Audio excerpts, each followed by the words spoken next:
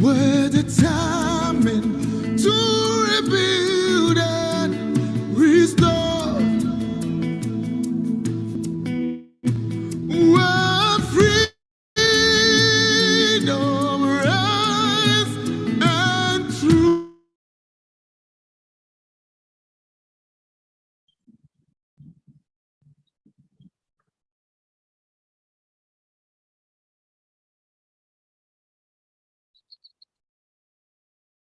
And there's hope for us all. We have will defend our land. We believe in this name.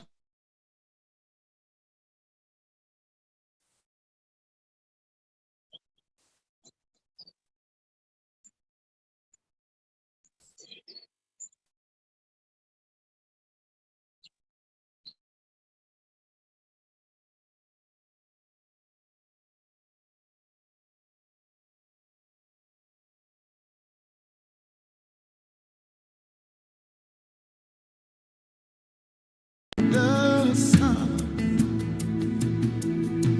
we're a great nation.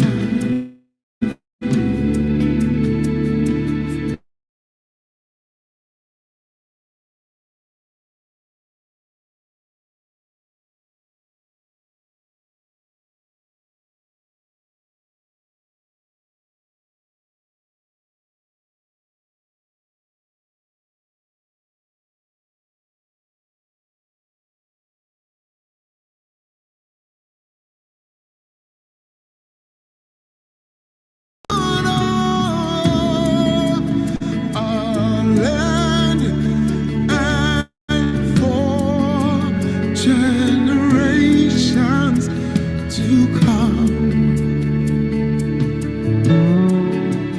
and for generations to come. We have will defend our land. We believe in this nation, and we know we'll get there. We have will defend our land. We believe in Nigeria and the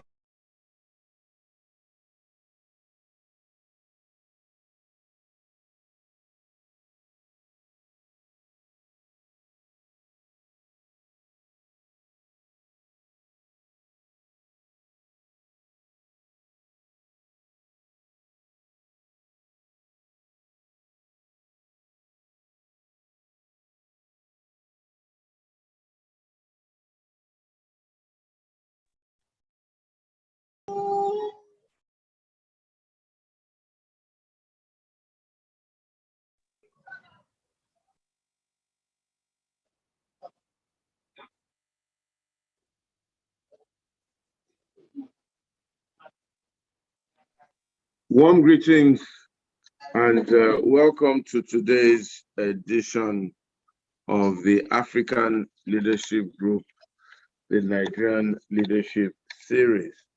And today we do have a very, very, very interesting and important guest.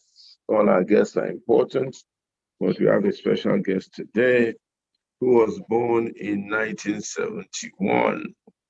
And he was former Corps Marshal and Chief Executive of the Federal Road Safety Corps and past Minister of Aviation of Nigeria under the presidency of Goodluck Jonathan. Before that time, he had been doing quite a lot in various aspects of Nigeria and the Nigerian economy. And during his youth service corps, he served at the Federal Capital Territory. I was an award winner and then was deployed into the Federal Capital Development Authority in Abuja. In the course of his service there, he contributed to national development through his services as secretary to the National Committee for the visit of Pope John Paul II to Nigeria in 1998. This earned him what they call a papal commendation. He joined ExxonMobil, and after ExxonMobil, he was asked to become the Corps Marshal and Chief Executive of the Federal Road Safety Corps, from where he then became our Minister of Aviation. He's had many awards, good governance and model road safety by the Faculty of Sciences, University of Nigeria, Nsukka, and national honors, Nigeria's National Honor of the Officer of the Federal Republic, OFR, won the Sun and Hallmark Newspaper's Public Servant of the Year 2012, and so on and so forth. Please welcome with me the Ike Obosi, the pillar of Obosi, or the bridge built, the pillar of Obosi, our good friend and brother, Osita Chidoka. Osita, you are welcome to the Nigerian Leadership Series, and thank you for accepting to feature on the NLS. The NLS is a forum designed to speak to leaders and aspiring leaders in Nigeria to see how they are thinking, to see what the issues are, and to see how we can get Nigeria in a really good place. We've been going on for a little over a year now, started last year, March, and we've had quite a lot of strong and eminent and capable Nigerians feature on the platform. And we're happy that you are here to speak to us about the leader that we need, in this, our country, Nigeria. But maybe before we go into that, if there's anything more you want to tell us about yourself, please feel free to do so. Otherwise, maybe you want to tell us what your thoughts are on Nigeria, where Nigeria is at this point in time, and why you think we are here. Your thoughts on Nigeria, where Nigeria is at this point in time, and why you think we are here. Thank you. Thank you very much, Pastor Ighodalo. My very warm appreciation for inviting me to this program. I'm very grateful for the opportunity and for the time we will spend rubbing minds together. And also to all the listeners, welcome to this chat. I don't know, it's Nigeria's story is a long story, and but I will summarize it in a few words. I may not be quite coherent in it, but I will just jumble the thoughts. First is that Nigeria is a creation of convenience. The British colonial masters were having deep losses in northern Nigeria, and were making some excess revenue in southern Nigeria, and felt the need for them to bring the two together to manage the losses they were getting in managing the northern Nigeria, as it were then.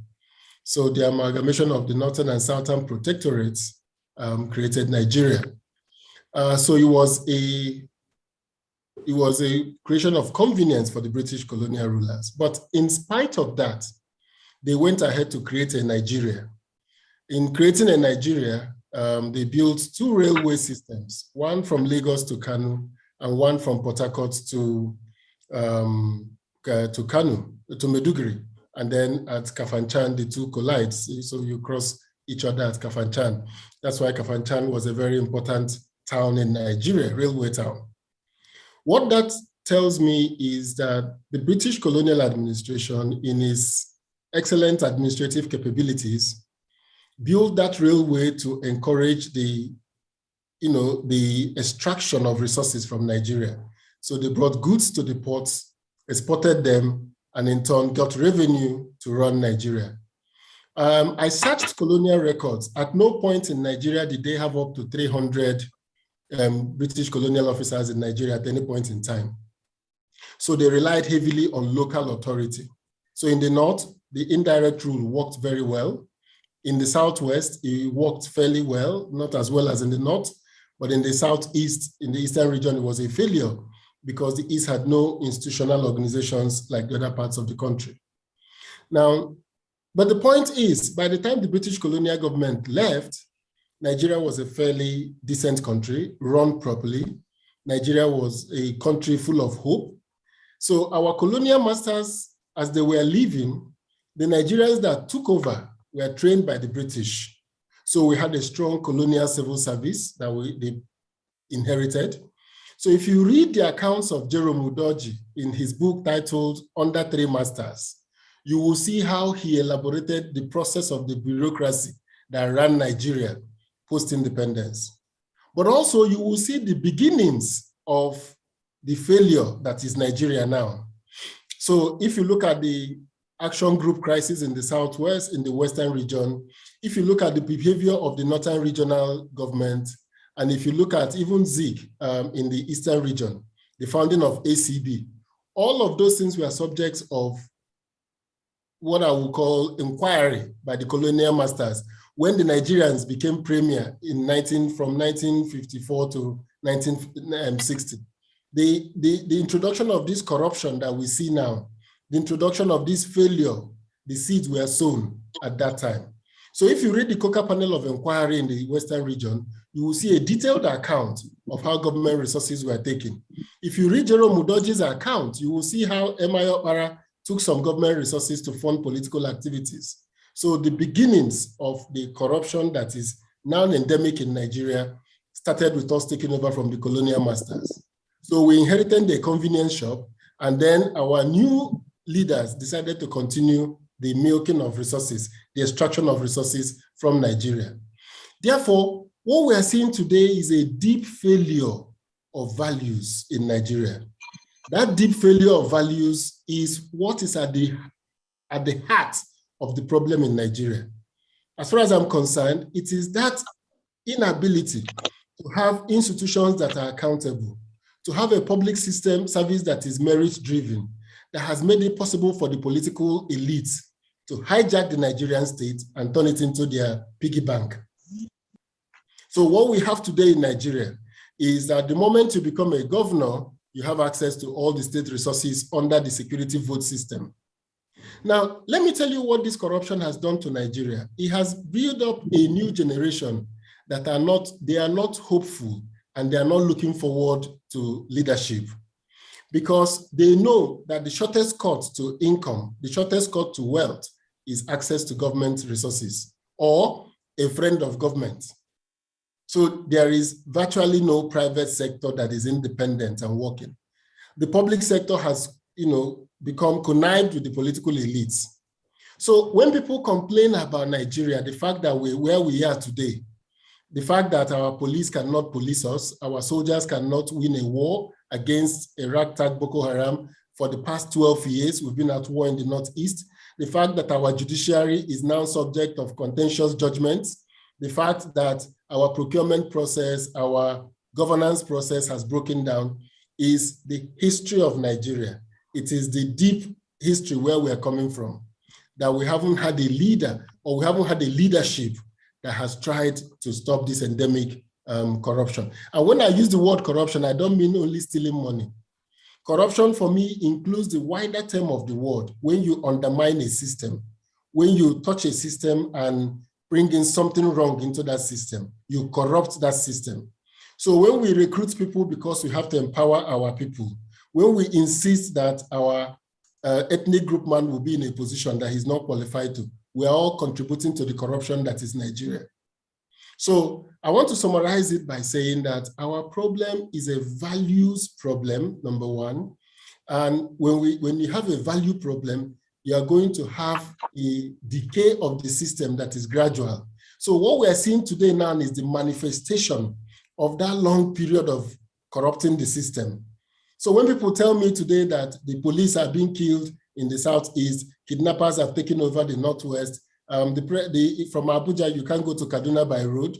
I have a friend in Kaduna who says he can't come to Abuja because it's not possible. The trains are not working, the road is not good. I say these are the collective outcome of what we have done over the years, of turning police as a recruitment ground for our brothers and sisters and our nephews and cousins.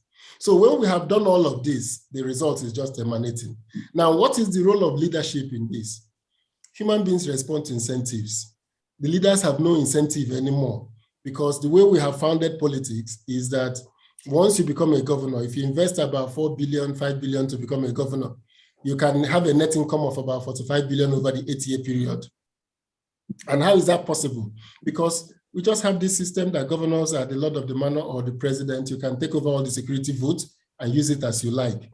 But what is inherent in that is that the values of our society have totally broken down.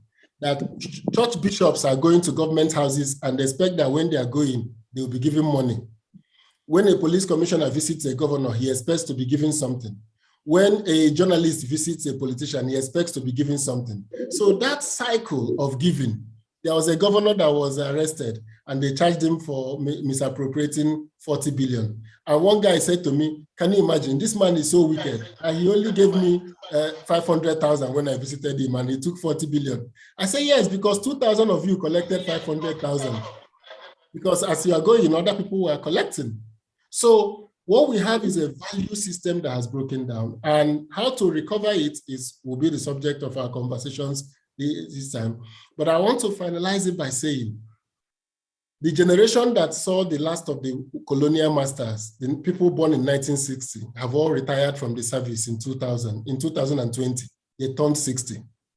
So my generation, those born after the Civil War, who saw a little bit of the good Nigeria, the federal government colleges, the NYSC programs that worked, the rail systems that were taking us to schools across the country, will be retiring in the next 8 years. There is coming a generation who have not seen running water in their houses since they were born, who have lived with no light situation in the country, who have lived with bad roads, who have lived with a night post that didn't work, letters that are not delivered, examinations that there is cheating in, results that are tampered with. That generation is fast coming to, they are now in middle level in public service, and they are going to enter politics shortly, and they're going to continue to control. So we're going to have a permanent secretary of the Ministry of Water Resources who have never lived in a house with running water. So he won't even know what it means to provide running water to people. We're going to have people graduating from universities, public universities, who have lived 7 in a room with no toilet facilities, with no water running in the hostels, with no clean environment, who are going to become medical doctors, lawyers, and become, permanent secretary, Ministry of Health. So they won't know what it means to live in a clean environment. That is my greatest fear for Nigeria when I look at the young people coming behind us. And I believe that it is a value failure. It is not something we will attribute to any government in the immediate past, but we have all contributed to this breakdown in values. And that is the challenge we have in 2023, to elect a leader that can begin the conversation that can change this narrative. Thank you very, very much. Very clearly and succinctly said.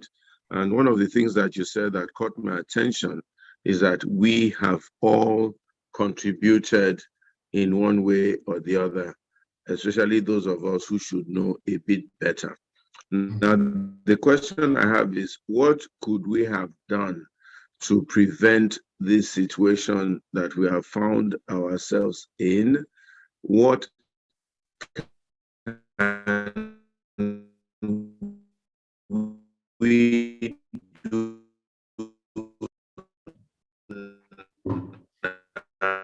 now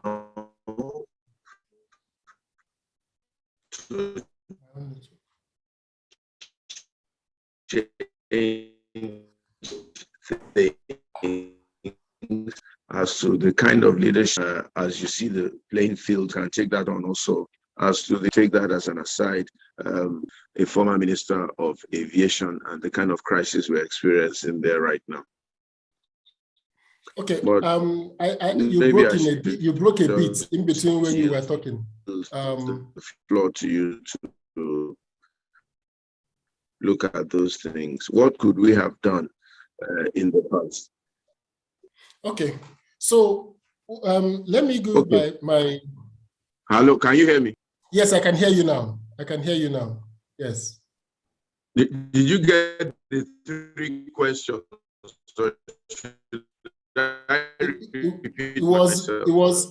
It is breaking. Your connection is breaking. I don't know if you're hearing me well. It's breaking. I don't know if it's from my side or from your side. Okay. Are you hearing me well? Your side. It's from my side. No. You are okay, Osita. Okay. I think it's from Pastor's side. Yeah. Oh, from Pastor's side. Yes. We're working on Pastor's internet. I think it has. It's from my side. Okay. Let's quickly switch some things and see what can happen. You are okay. Okay. Okay. All right. Osita, I think the question was really what could we have done to have prevented what happened, and then what do you see going forward? Well, what we could have done to prevent what has happened was, and is a very, is the kind of solution that when I say people don't like it, but I just wished that the military did not strike in January 15, 1966. I had wished that the military did not strike, that the military did not come into governance in 1966, because the military coming did not allow the system to self-regulate and self-correct. A typical example was the crisis we had in the Western Regional House of Assembly. Akintola had fallen out with Awolowo, the people had rejected him, and they went to the House to remove him as was allowed by the parliamentary rules. And on that day, the followers of Akintola went and took the mace and nearly broke the head of the speaker. And then a state of emergency was declared in the Southwest, in the Western region. And that state of emergency led us to Akintola continuing as premier against the majority that was Action Group. So Maje Kudumi was appointed as sole administrator, and then subsequently an election was held in which they declared Akintola winner, and then Operation Wetie started. Now, if the military had not come, we would have had a resolution of that crisis politically. And in resolving that crisis, because Akintola had done something, he had set up a panel to review what the Action Group was doing when as a government in power. So there will have been opportunities for us to self-correct in the democratic space, but we missed that opportunity. So military rule worsened the problem, compounded the issue, because the military mindset, the military are trained to destroy, to get into a place, take it over. What they're taught in their defense colleges is how to remove what makes a society to cohere. So when the military conquers a place, they first try to remove what makes a society cohere so that the place can become able for them to occupy. So the military have no mindset of building. And this is an important point that we missed out in the analysis of our military years. That's why they cloned public institutions. They formed their own NANs. They destroyed the Medical Association, the MBA, all the institutions that serves as checks and balances to power, the military targeted them. So the military years were the years that removed all that could have helped us to rebuild our society by self-correcting. Now, so we missed that opportunity and all of us participated with the military. So when we say the military were in power, they were only the head of state and military government and governors of the state. The rest of the bureaucracy, the rest of the permanent secretaries, agencies, and populace collaborated with the military. Now, in collaborating with the military, you will notice that throughout their rule, they all talked about spending. As more money came into Nigeria, the military just spent and spent. And then, of course, their own internal contradictions of their coups and counter-coups made sure that the country did not have a viable long-term plan.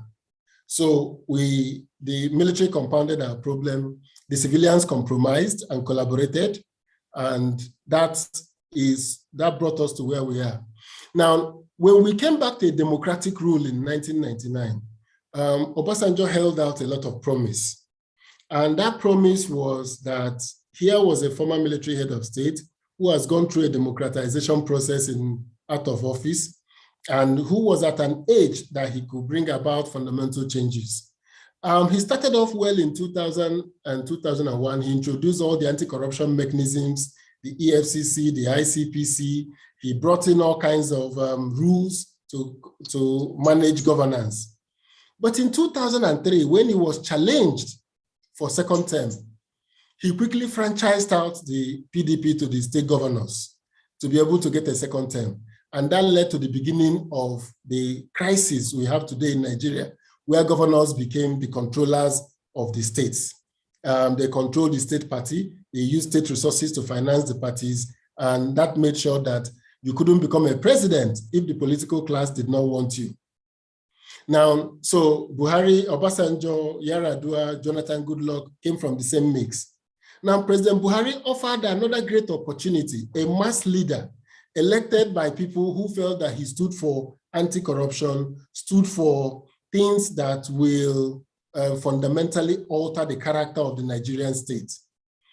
Some of us pointed out that he had his own baggages because that he didn't appear to have a diverse sense of Nigeria. He didn't understand the issues around the diversity that makes us a country. So sadly, he came to power at maybe a combination of age and other factors. He couldn't deliver on the promises. So basically, the task before Nigerian masses to elect a leader who could make a change occurred twice. They elected Obasanjo, they elected Buhari, and on both counts, the results has been, in Obasanjo, the result was mixed because he did some things good and got some not so good. In the case of Buhari, it was a massive betrayal because the issues of corruption that he ought to have stood strongly on received very little attention under his government. After the initial witch hunt of PDP people, the issue of corruption vanished from our national dialogue. Then the management of our diversity as a country suffered a major setback under him. So that is why I think that what is lacking in Nigeria is that leadership that the people can trust, who can refocus our gaze away from the prebendal life we are living and take a long-term view of Nigeria.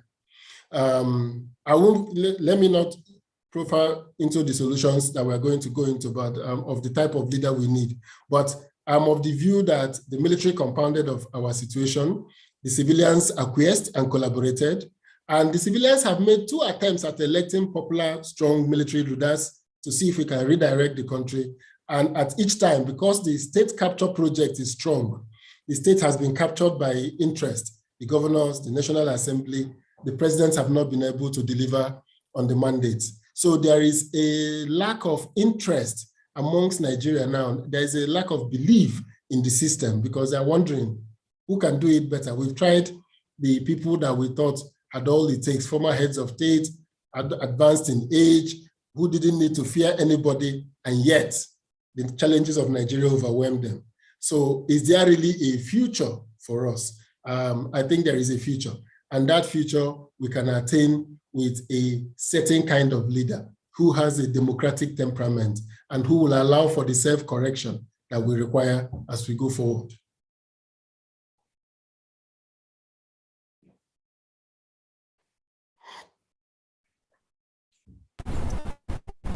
Okay, thank you very much for that. I don't know whether Pastor is up now. But, yeah, okay, sorry, I was saying, Sonny, yeah, that go ahead, what kind of a leader do we need in 2023?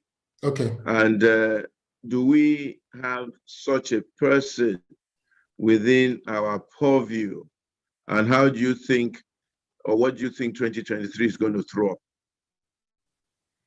Okay, so let me get into the type of leader we need for 2023. And 2023 is just a junction where we can take this leader, but the real serious issue is that the type of leader that we need in Nigeria today is first and foremost the leader that understands that the Nigerian state as currently constituted has no incentive for development, has no incentive for growth. Prebendalism remains the order of the day. So that leader must be courageous enough to agree that Nigeria's problem is not quite constitutional. I don't think Nigeria's problem is constitutional. We can amend the constitution for all we care, but that will not solve the problem, because the problem is the human element, the value system that is underpinning our country. That value system is faulty. So the leader must first understand that there is no magic wand, but more importantly, that he has to be the example for the values that he needs to bring into Nigeria. Now, what that means is that fundamentally, the federal government of Nigeria has taken on so much role in the affairs of Nigerians that it is stretched wide. The federal government is so stretched. The federal government is an obstacle today to development in Nigeria. And the reason is simple. People said it's the exclusive list. I said, no, it's not about the exclusive list. There's not much in the exclusive list that I think the state should take. A few of them we can be taken. But the leader we need is the one that understands that the federal government of Nigeria, as currently constituted, is interfering in Nigeria. And I will explain just 3 examples. Why does the federal government of Nigeria want to own secondary schools in Nigeria? And there is a commission in the Ministry of Education for secondary schools.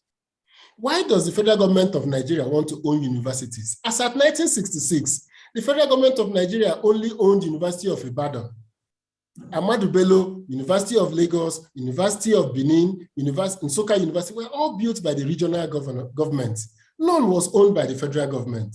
Now, the federal government owns about 60-something universities and federal colleges of education, technical and polytechnics. It's almost 100 now, owned by the federal government. So there's a huge bureaucracy in Abuja superintending secondary schools and polytechnics and universities in Nigeria. So if you look at the budget of education and you take it out of the federal government and put it back to the states and allow them to run these institutions, we will be developing state capacity. So the federal government is an obstacle to development. Why would the federal government sit in Abuja and have a federal road safety commission to supervise all the roads in Nigeria? It's an impossible task. So when I was called Marshal, I asked the state governments to please set up their state traffic agencies like LASMA, TRACE, and FRSC will play a coordinating role. So instead of us hiring more people, the states will do it, and we will create single standards on training, single enforcement standards. Why does the federal government want to own federal medical centers in all the state capitals of Nigeria? How does it happen that an inspector general will sit in Abuja and provide money for fuel in Ihioma, in Olu local government?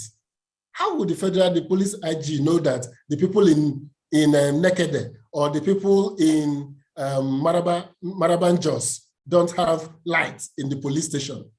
That's impossible.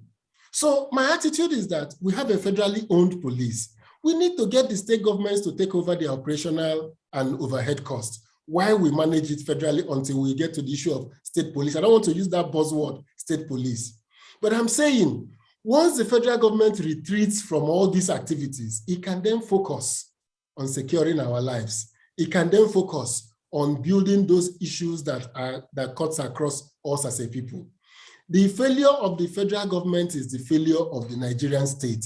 That is why people are complaining about the Nigerian state, because there is massive failure in the areas that the federal government is intervening. When I became aviation minister, the first thing I did was to conduct a study of the NCAA. The NCAA is the regulator of the aviation industry, is the regulator of the safety of people that fly. 85% of the staff of the NCAA are administrative staff. Only 15% were technical. Of that 15%, about 45% had retired and were on contract because there were no new people to do the job of examining aircraft, licensing aircraft, and things like that. 85% of the staff were administrative staff. Which country in the world has 85% admin staff that administer 15% doing the work? So we had to begin to rejig these agencies. The Federal Airports Authority of Nigeria had 5,800 staff, the largest airport authority in Africa. It is the largest manned airport in the world. The cost of fan, no other airport in the world has that ratio of staff to passengers. And this is a country because everybody sees the federal government as where you go and help your people. So as each minister came, he employed his people. Each minister came, he employed her people. So by the time you finish, you now find a situation where all that we do every month is collect revenue from airlines and pay salaries of fan staff. The toilets are not clean, the airports are not working, the counters are not maintained, all the resources, water is not running at the airports because everybody is focused on getting their own part of the load. Let me say this here, all the airport taxis in the airport, all the stores in the airport are allocated to fan staff, and they in turn rent it out to people. So this is the Nigeria that we are running. The leader we need in 2023 is that leader that understands that the federal government cannot do all. That leader is the leader that understands that we need to withdraw from the activities that we don't have competency in. So I have not come here today to talk about the personal qualities of the leader, but I want to talk about the leader's understanding of Nigeria's problem. So when I'm listening to candidates talking about how they will do X, Y, Z, I'm worried that they don't understand that fundamentally, the value structure that is supporting the federal government is a corrupt structure. It is sustained by people's effort to get their own share of the federal resources. So we have a challenge with the federal bureaucracy, huge challenge. That president, he or she must be able to drive the narrative. Now, talking about cost of governance, we cannot reduce cost of governance when people are seeing the president still doing things the old way. So that president must show us by his own personal example how we can reduce the cost of governance. I'll tell you, in 1999 to 2003, the budget of the National Assembly for that 4 years was 150 million.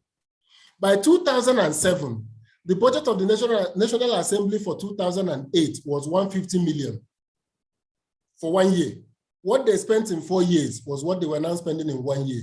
The growth of the National Assembly budget outpaced all our national indicators. It outpaced our inflation rate, depreciation rate of the currency. It was the only thing that grew in real terms. All the other budget lines in the budget, none of them grew by more than 10%. The National Assembly grew from roughly 40 billion a year to now 150 billion in 1 year. And they've sustained it now over the last 10 years. Really? Since 2008.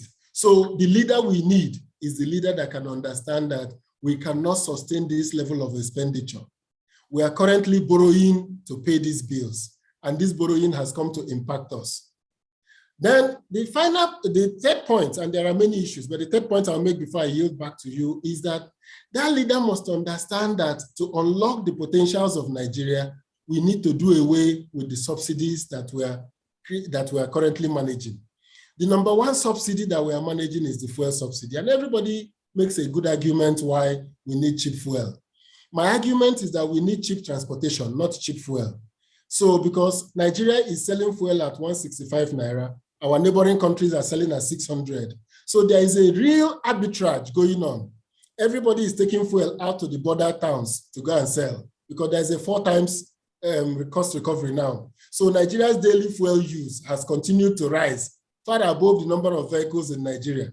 And I will know because I was called Marshal. I know the number of vehicles that we register every year, and there is no such growth in vehicle population that will warrant the increase in the fuel use that I see from NNPC. So there is a problem with that fuel subsidy. There is a problem with what we're spending our monies on. 4 trillion can be halved or saved by remaking that and giving direct subsidy to transporters to give us cheap transportation. Second one is foreign exchange subsidy. I mean, it is the most unbelievable that we are getting foreign exchange at 414 naira from central bank. When the business people import the goods, they sell it at 590 at the exchange rate of 590, meaning that they have gained 170 naira already from that transaction. So my attitude is that we should do what Egypt did. We should either allow everybody to source their foreign exchange as people do all over the world, but we must reduce the arbitrage between taking money from government and bringing it back into Nigeria. That costs us about 2 trillion every year to fund.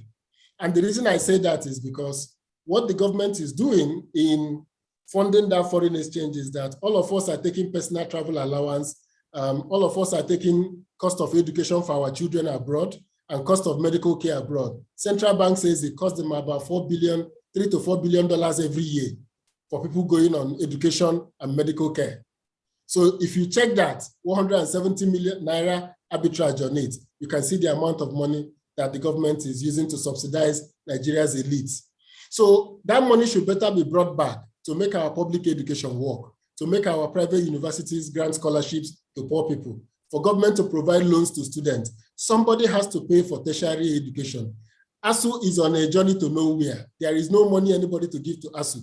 Federal government, somebody needs to pay for the education in Nigeria. Whether it is federal government, whether it is the student, whether it is the private sector, somebody has to pay for tertiary education. And that payment can be done by taking away some of these subsidies and putting it back in our educational system. The final one that I always look at and I wonder how we can resolve is the electricity situation we have. Electricity is purely a business. If we deregulate electricity properly, it will be like the telecoms. From buying SIM cards at 40,000 naira, they're giving us SIM cards free now with 100 naira credit on it when you buy a SIM card.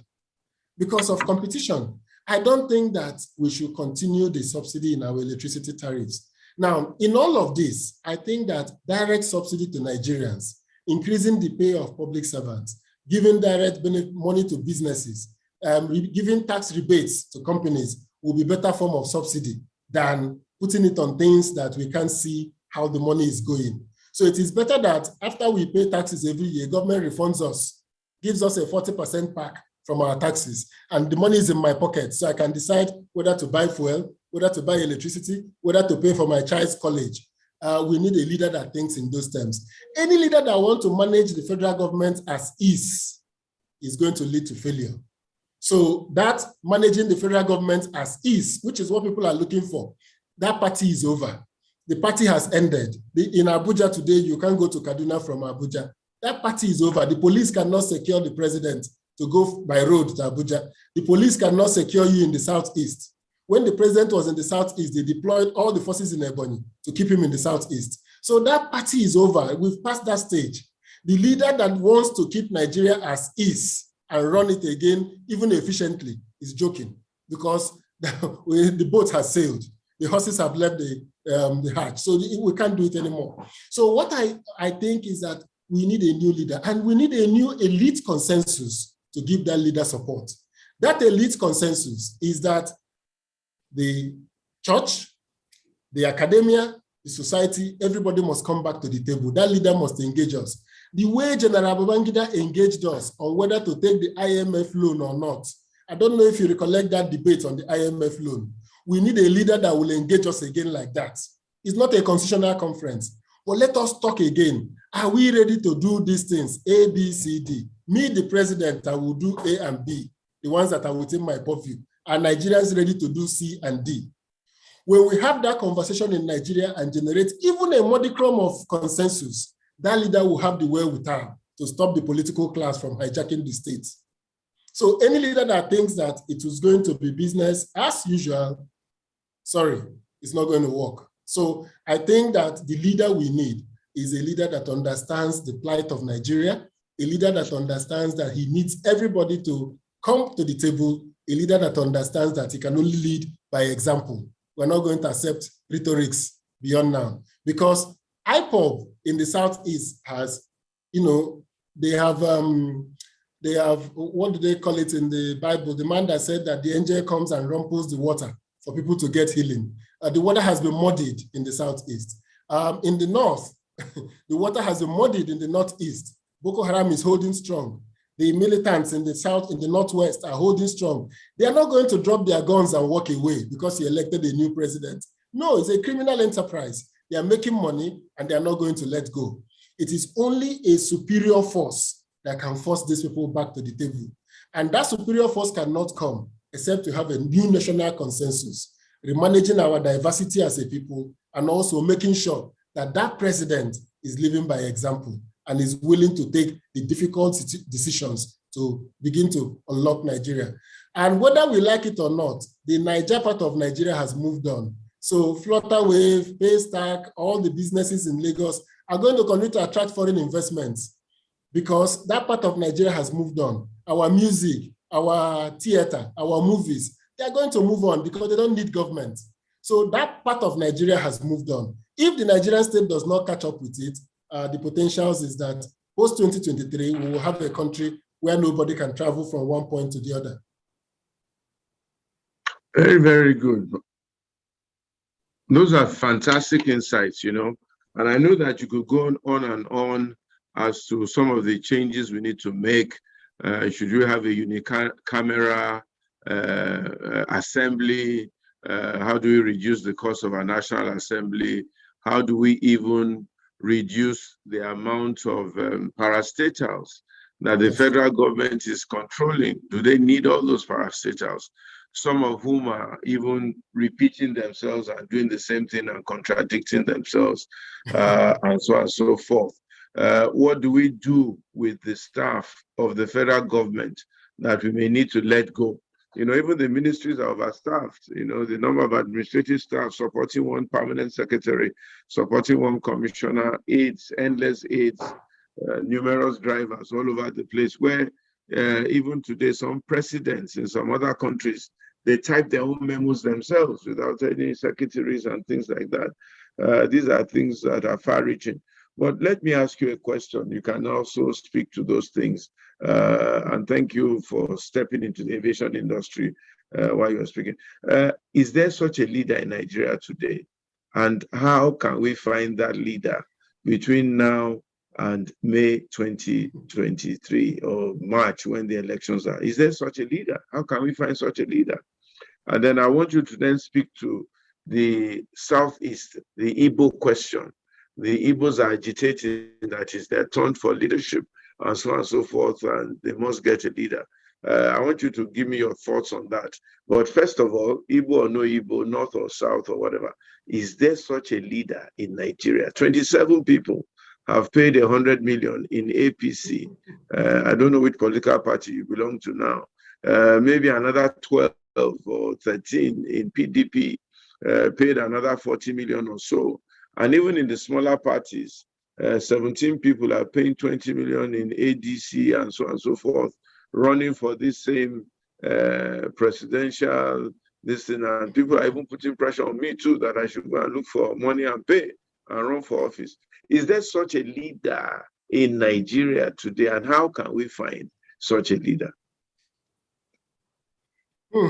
Okay, so how we can find such a leader is that we cannot be asking for 100 million for people to buy the form if we want such a leader. 100 million, and it's interesting to me that majority of those who paid 100 million were serving government officials, and they've walked away from the 100 million. They've said, oh, I don't want to run again, so you can keep my 100 million. So I saw a meme saying there is now second-hand forms available in the market. If you have 50 million, you can come and take it. The owners have rejected the form. So there's a black market now for form. You can assume the form now if you have 50 million. We are retailing it on the black market. So the way we can get such a leader is if the electorates of Nigeria, and this is the quagmire, I'm putting it back to the electorate. Two things have happened in Nigeria that I think we should take note of. INEC's process has improved over election upon election. INEC has continued to improve. And let me tell you where the push for the improvement is coming from. It first started from President Yar'Adua, who said, the election that brought me to power was faulty. So he set up a panel. And that panel gave rise to when Jonathan appointed Jega as the chairman of INEC. He was a member of that panel. So all that card reader that he introduced were the things the panel had suggested. Now, when Jega introduced the card reader, It was a game changer. It was what made it possible for APC to win an election. Before now, an opposition party cannot win an election in Nigeria. The way we configured it in 2003-07 era. Now, the card reader has moved on. When we first used the card reader, they said, if the card reader does not recognize you, that you will use an incident form. So in 2015, that election that brought President Buhari, the use of incident form was so widespread in the North. The card readers were not used, mainly in the North. In the South, South, and Southeast, there was no use of both card reader and verification. There was even no incident form. So the incident form made it possible for us to cast those votes. If you minus the votes that were cast with incident forms, the total votes cast in 2015 will have dropped dramatically. So it will have almost halved because of the large number of incident form used. By 2019, we reduced the use of incident form, but we said the verification has to happen using your fingerprint. So there was a more uptake in verification. Again, the unverified number of votes that came into the election was still significant, but wasn't as much as 2015. Now, in 2023 election, there will be no incident form. Everybody must be verified by the BVAS, that is the bimodal verification system of INEC. So if your face is not captured, your fingerprint is captured. So I've always complained that we need INEC to conduct a third-party verification of that system to be sure that on election day, it won't fail us, like it failed in parts of Anambra and parts of the FCT. And I believe the INEC chairman, we spoke about it, and I believe he's considering that or will do that. Now, if that system is robust and working, then automatically the powers of the two political parties goes down. That candidate that has these potentials can only win if the Nigerian people, he captures the imagination of Nigerian people and they decide to vote for him. The moment the votes will count, then the incentive to elect good for leaders like that to emerge will become high. The problem we have today is that there are such leaders who are constantly contesting, but they may not be able to make it through the party primaries because the party primaries are by politicians who are thinking, what is in it for me? What is in it for my constituents? So the people that will emerge from the primaries are more likely to be politicians, the people the politicians want. But if you look at the issue of Macron in France, he led the two political parties and formed his political party, and he won. He became president. We've seen it happen in many places. We saw in India, Modi coming with the JHP party, and he won. So what we need in Nigeria is a strong advocacy for clean elections so that any leader that feels passionate about Nigeria, that Nigerians feel can change the tide of events, that leader can be elected without relying on the superstructure of the two existing political parties. So my point is, such leaders exist, but the political process will not allow them to come up. And for them to come up, the Nigerian middle class must wake up to its responsibility. Nigeria is the most irresponsible middle class in the world. It is the only middle class that just sits down and say, oh, this politician is wonderful. How is he wonderful? He has resources. Oh, this governor will win the election. He say, why? Oh, he has money. He has plenty of money. All over the world, the middle class chip in their $10, $1, $2 to make the candidates they want to win elections. So even if we need to buy votes, this is the time for the middle class to say, this is the candidate we want, and we're all going to contribute for that candidate. But the two reasons why the middle class is not contributing is that we don't have clear-cut management of election funding in Nigeria. So there is no regulatory agency to regulate how people receive money and spend. So when people say they spent 10 billion in an election, you will never see it pass through an account.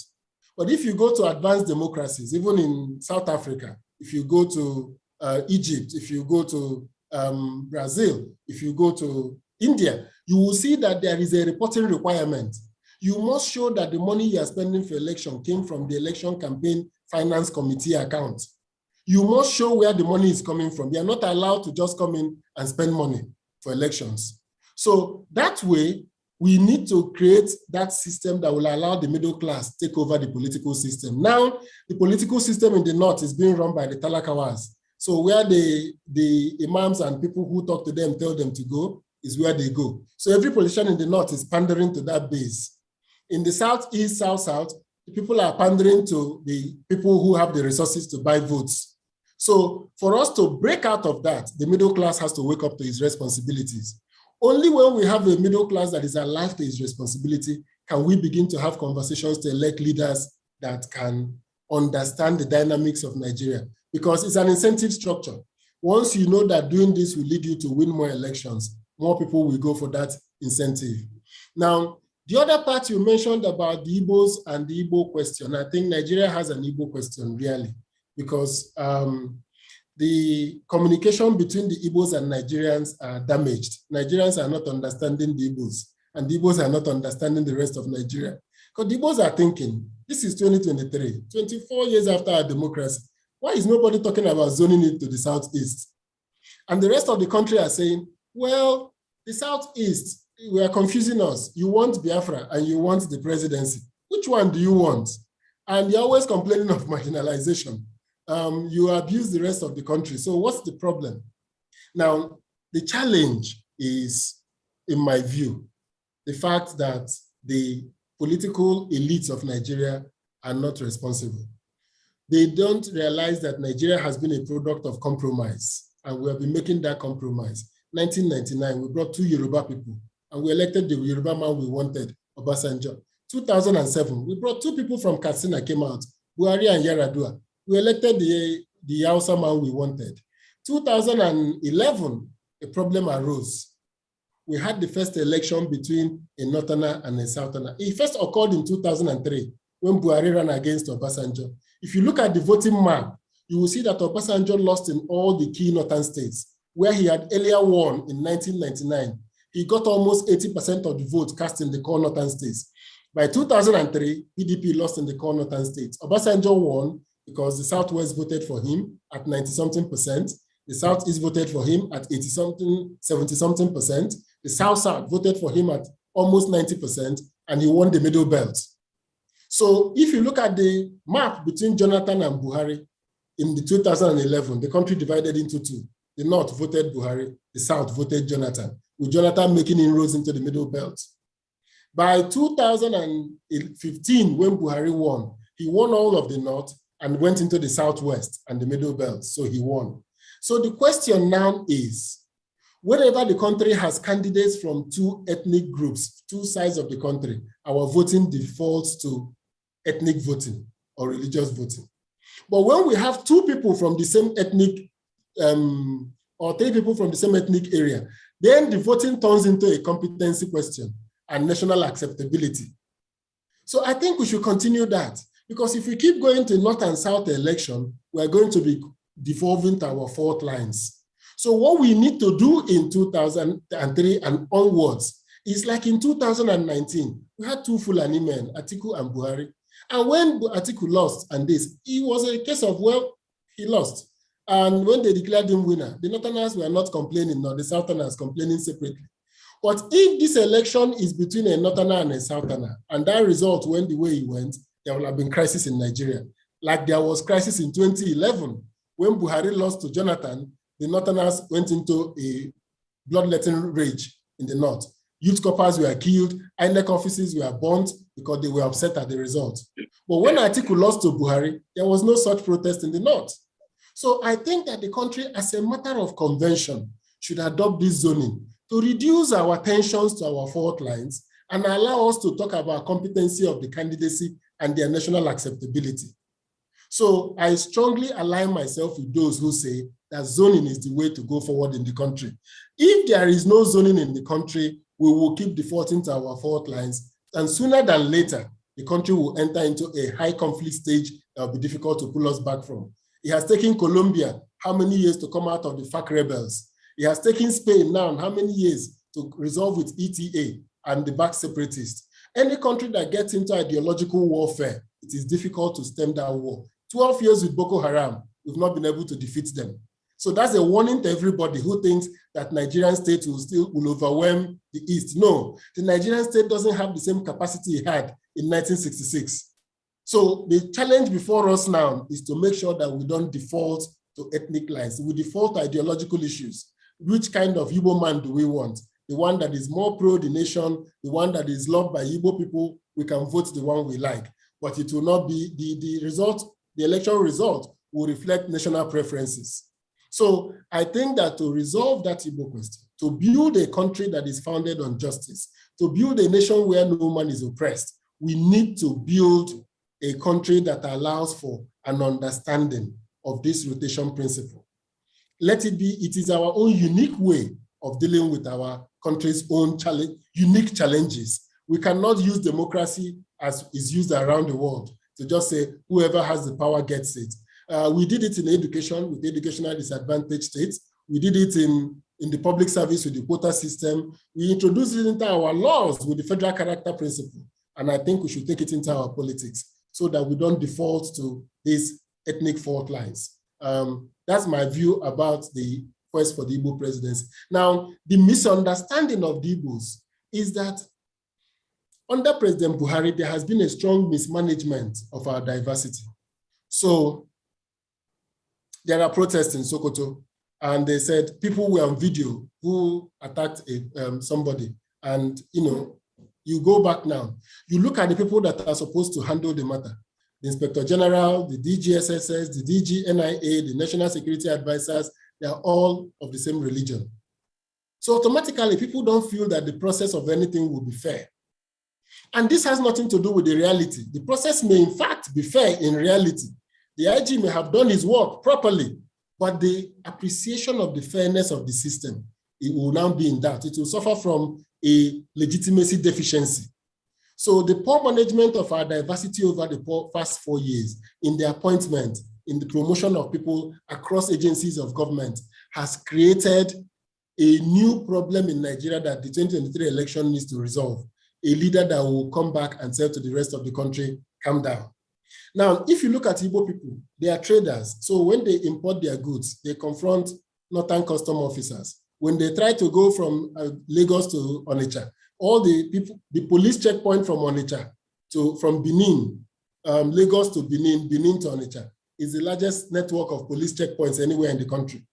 So when people talk about marginalization, it is that their touch point with the Nigerian state leaves a sour taste in their mouth. The touch point, all of the police commissioners in the East are northerners, but there are no Igbo commissioners in the key northern states. How does that happen?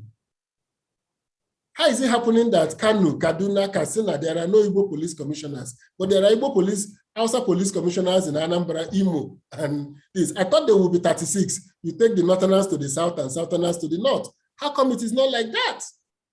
So this mismanagement of our diversity has given fuel to those who are saying the Igbos are not wanted in Nigeria. They are not appreciated in Nigeria.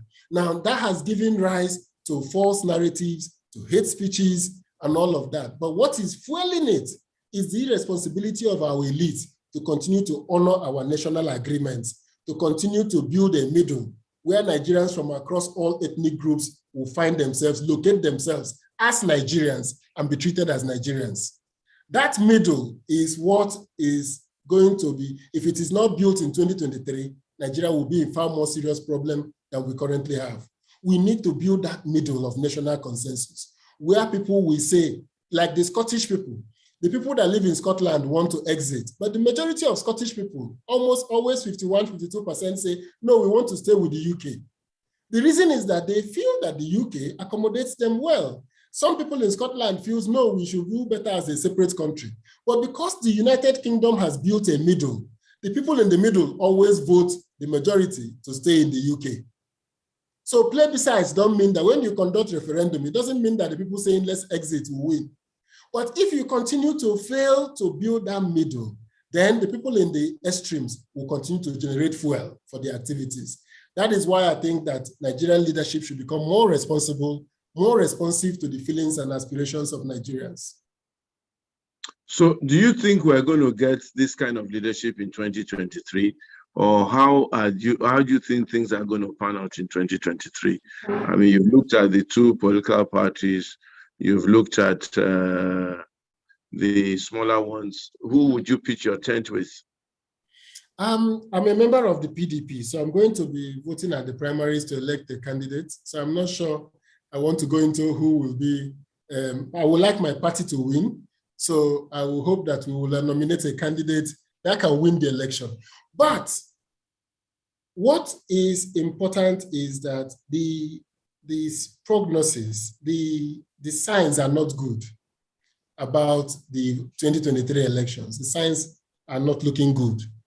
The conversation is not dealing with the issues that are going to be important to Nigerians in 2023. And the reason for me is because I think that our leaders we have a leadership that has no incentive to invest in knowledge. So most of our leaders are not knowledgeable. I was telling a group of people the other day that, do you know that there has been a successful election boycott in Nigeria before? They said, no, that it has never happened. I said, well, 1964, the whole of Eastern region boycotted the federal elections. There was no election in the whole of Eastern region.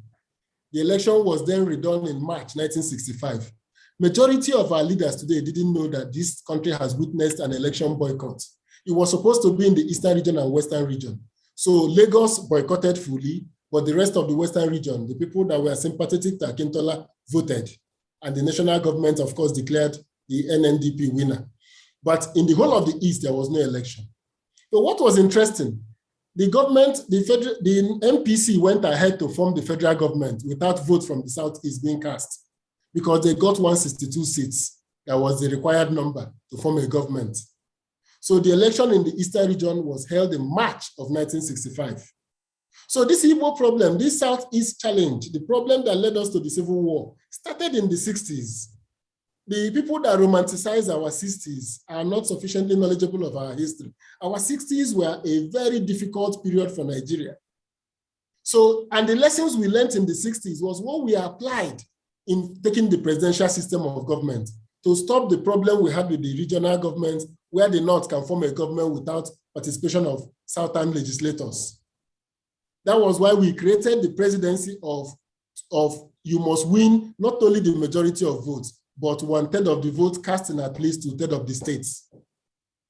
That regulation was to stop what happened in 1964, when the Northern People's Congress formed a government without any legislator from the Southeastern region. So if you look at our history, there has been efforts by those who came ahead of Nigeria to try to solve the specific problems that arose at each time. The only time I'm not seeing that consensus is now, because I thought the political leadership of the country will have been saying, no, let's elect an Igbo president in Nigeria as part of our national healing process, as part of our conversations to build a new middle. Because it was the experiences of '66 that informed our 1979 decisions. It was the experiences of 1979 that informed the Abacha conference that decided that we should have the 6-zonal structure, that we should have rotational presidency. It was the agitations of the South that led to, it was called power shift then, that led to the idea of rotational presidency, that led to PDP, including it in their constitution, that there will be zoning. So what I see today in Nigeria is the inability of the political class to be responsible, to be responsive to the trajectory of Nigeria's growth.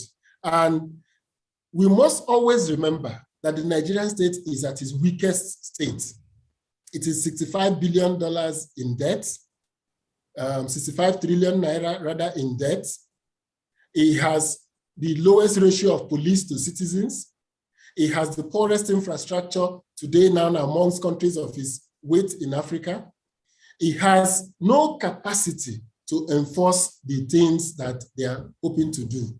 That is why the Northwest is gone to brigands, the Northeast is gone to Boko Haram, the Southeast is gone to IPOB. The Nigeria of 1971-72, this will not have happened. The Nigerian state was capable as at that time. The last of it was when we went to Liberia and Sierra Leone. We restored orders in those countries. But today, the Nigerian military can't do that. The corruption in our system is so perverse that a simple thing as our security agencies bringing up fact-checking methods to go on social media and call out those who are spreading hate speech and fact-check them to get Nigerians to know the truth of any matter is even lacking. Such basic technology. because the people managing our security agencies are not knowledgeable. They are not intelligent. Intelligence agency presupposes intelligent people. But we have allowed people that are not intelligent to go into those agencies under our national character and quota system. So I believe that what needs to happen now to rebuild Nigeria is elite consensus. Let's come together and say, 4 years in the life of a nation is nothing. 8 years is nothing in the life of a nation. We can come together and agree and create wider elite consensus on key national behavior. When Buhari flouted the order of appointing people, no Nigerian leader has appointed an INEC chairman from his own ethnic group. The Buhari flouted it first. No Nigerian leader has been surrounded by people from just one ethnic group. He flouted it. These are the kind of consensus that the elite of Nigeria should be able to say no to, whether you are Northerner or Southerner. And I'm happy when the Northern Elders Forum speak out against the activities of the government, because that is the Nigeria we want to see. We want to see the Igbo Ohanese speak out when Igbo governors are misbehaving, when Igbos are not doing well. We want to see the Afenifere and the Yorubas, like Aya Adebanjo is telling Yorubas, this is not your turn to contest. It is the turn of the Igbos to contest in Nigeria. Don't run. This is the type of Nigeria we need to be building now, that elite consensus. Without that consensus, I'm sorry, the future, the prognosis on the dashboard looks negative. And I don't see how the outcomes of 2023 will potentially begin to resolve some of these issues. Nigeria as is cannot be run as a convenience shop. The extraction of resources cannot continue because there are no more resources to extract. Well, I think you've spoken very well on this elite consensus. And I think this probably is the main problem with Nigeria, getting this elite consensus. Why has that been so difficult, getting people to agree, even among the Igbos, with all due respect? You cannot agree on leadership or 2, 3, 4 people that Igbos want to put forward for leadership. They say Igbos have no king. You mentioned this name, they poo-poo him away. Oh, Georgia, this and that. The Igbos to themselves have not come together to bring forward a very, very strong and cohesive argument on this issue of their request for leadership. They're divided all over the place. No consensus among the churches, no consensus among the intellectuals, no consensus among the businessmen. Like you rightly said, every businessman in Nigeria is following government up and down because they're the big sense spenders. Now the reward for the way to make money in Nigeria is to be a sycophant. How come we're not able to get this consensus, and what do we do to get it? And after this, I would open up the floor. A lot of people want to ask you questions, and I will allow them to do so. I will answer this briefly. First of all, it is a national, it is what I call one of those national myths that Igbos cannot agree on leaders. No ethnic group in Nigeria had agreed on leaders. Currently, Tinubu's protege, who went to become vice president, is contesting against Tinubu. When we zoned presidency to the north, 12 Northerners. Let me chip in there. That is the stock in trade of the Yoruba people. So I'm never surprised. Akitola and Awolowo, that's part of our problem in Nigeria today is really the Yorubas. And I say so because I'm half Yoruba myself. They've always been unable to agree. And most of the time when our brothers from the north want to deal with us, they look for a Yoruba man who they can call to their side, and the game is over. But continue anyway, continue. So if you look at the north, we zoned the presidency in PDP to the north in 2017. In the 2018 convention, there were 12 Northerners running for president. We begged them all night for some to step down so that the cost of the convention will reduce and the acrimony will reduce. Nobody in the north agreed to step down. The 12 of them contested. Some got 2 votes. Some got 10 votes, but they all contested. Political contest is political contest. We mix up 2 things about consensus. When it comes to contest, I would prefer, even between you and your brother, Aswe, if you put an election now, I'll probably vote for Aswe because he's my friend. Not because he's better than you, but I'll probably say, this is the one I know. So political contest is a different matter. no ethnic group. Israel did 4 elections in 2 years, trying to elect a prime minister to form a government. Benjamin Netanyahu was always pitching up 2-3 parties together, form a government. It will collapse the next month. What is the reason? Because the political system in Israel is so fragmented that it was difficult for either the Likud or the Labour to form a government. Now a new coalition has come that excluded Benjamin Netanyahu. And it's staying. I don't know whether they will survive. But there is a national consensus in Israel about the idea of the homeland, the security of Israel, Israel's relationship with its neighbors. That's what I mean by elite consensus, not about who will become president. That is a matter of contest. People will choose who they like. But we need to agree on some things. We need to shake hands and say, in this country, we respect zoning. This zone will go, after this it will be this zone. Whoever is running, whether the Igbos are 30 running is immaterial. We will vote for the one we want. So if you go to many countries, they can form governments. But when it comes to their national interest, there is elite consensus. When somebody takes a gun and goes into a shop and shoots people in America, both the Republicans and the Democrats come together to say no. When September 11 happened, both Democrats and Republicans came out together to fight. So what is the problem in Nigeria is that something happens in the East, then people give it a different meaning. The disagreements about whether it happened or not comes in. We need national consensus on key issues of our nationhood. No president should appoint somebody from his own ethnic group to head the electoral process, be the umpire.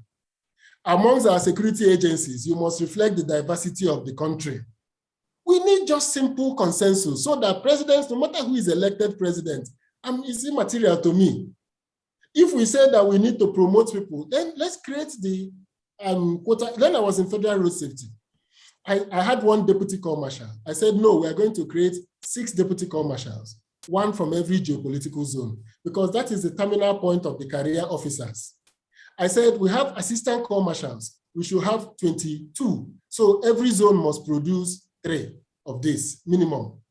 Then we have sector commanders that we are 52. I said, every state must have 2 of this sector commander, 1 at least, because they were about 56. So we had 1 at least from every state. And then below them, I said, promotion at the middle cadre will be only by merit. At the entry, people will enter by quota system, but you must score the minimum score, 50% for you to come in. When it's time for promotion, you are promoted only on merit until you get to a certain point, then we will reflect the national diversity. So people from the Southeast know that there will be 1 deputy corps marshal. That is your terminal point. So even if you are 4 of you that are called assistant corps marshals, you will terminate, only 1 of you will make it there. So the nation needs this type of agreement. We can't have a country that there is nothing that is an agreement. We were talking of zoning. We zoned to the north, everybody agreed. When it was turned to zone to the south, everybody introduced a new argument about zoning. When is an agreement an agreement? So this is what I mean by national consensus. The Igbos have a consensus. The Igbos have determined that anybody that will rule Nigeria must be a man who is pro-business, must be a man who is liberal. So anytime you see Igbos vote, they will vote according to those basic principles of Igbo people. You must be a businessman. Once you come in and you're anti-business, like Buhari, it has nothing to do with his ethnicity.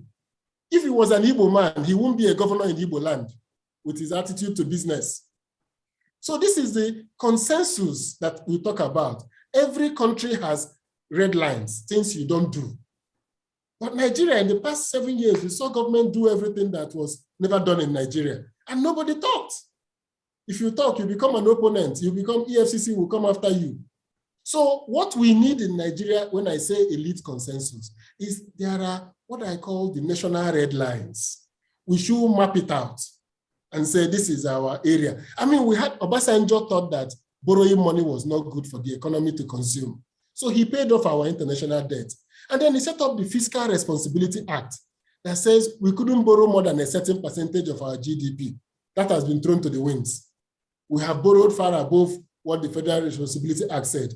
Central bank law says that the federal bank cannot give more than 5% of last year's revenue to the federal government as ways and means, meaning that the central bank cannot give more than 200 billion naira to the federal government in 2021. How much did they give them? As we speak today, over 20 trillion has been given by the central bank to the federal government under ways and means without any collateral.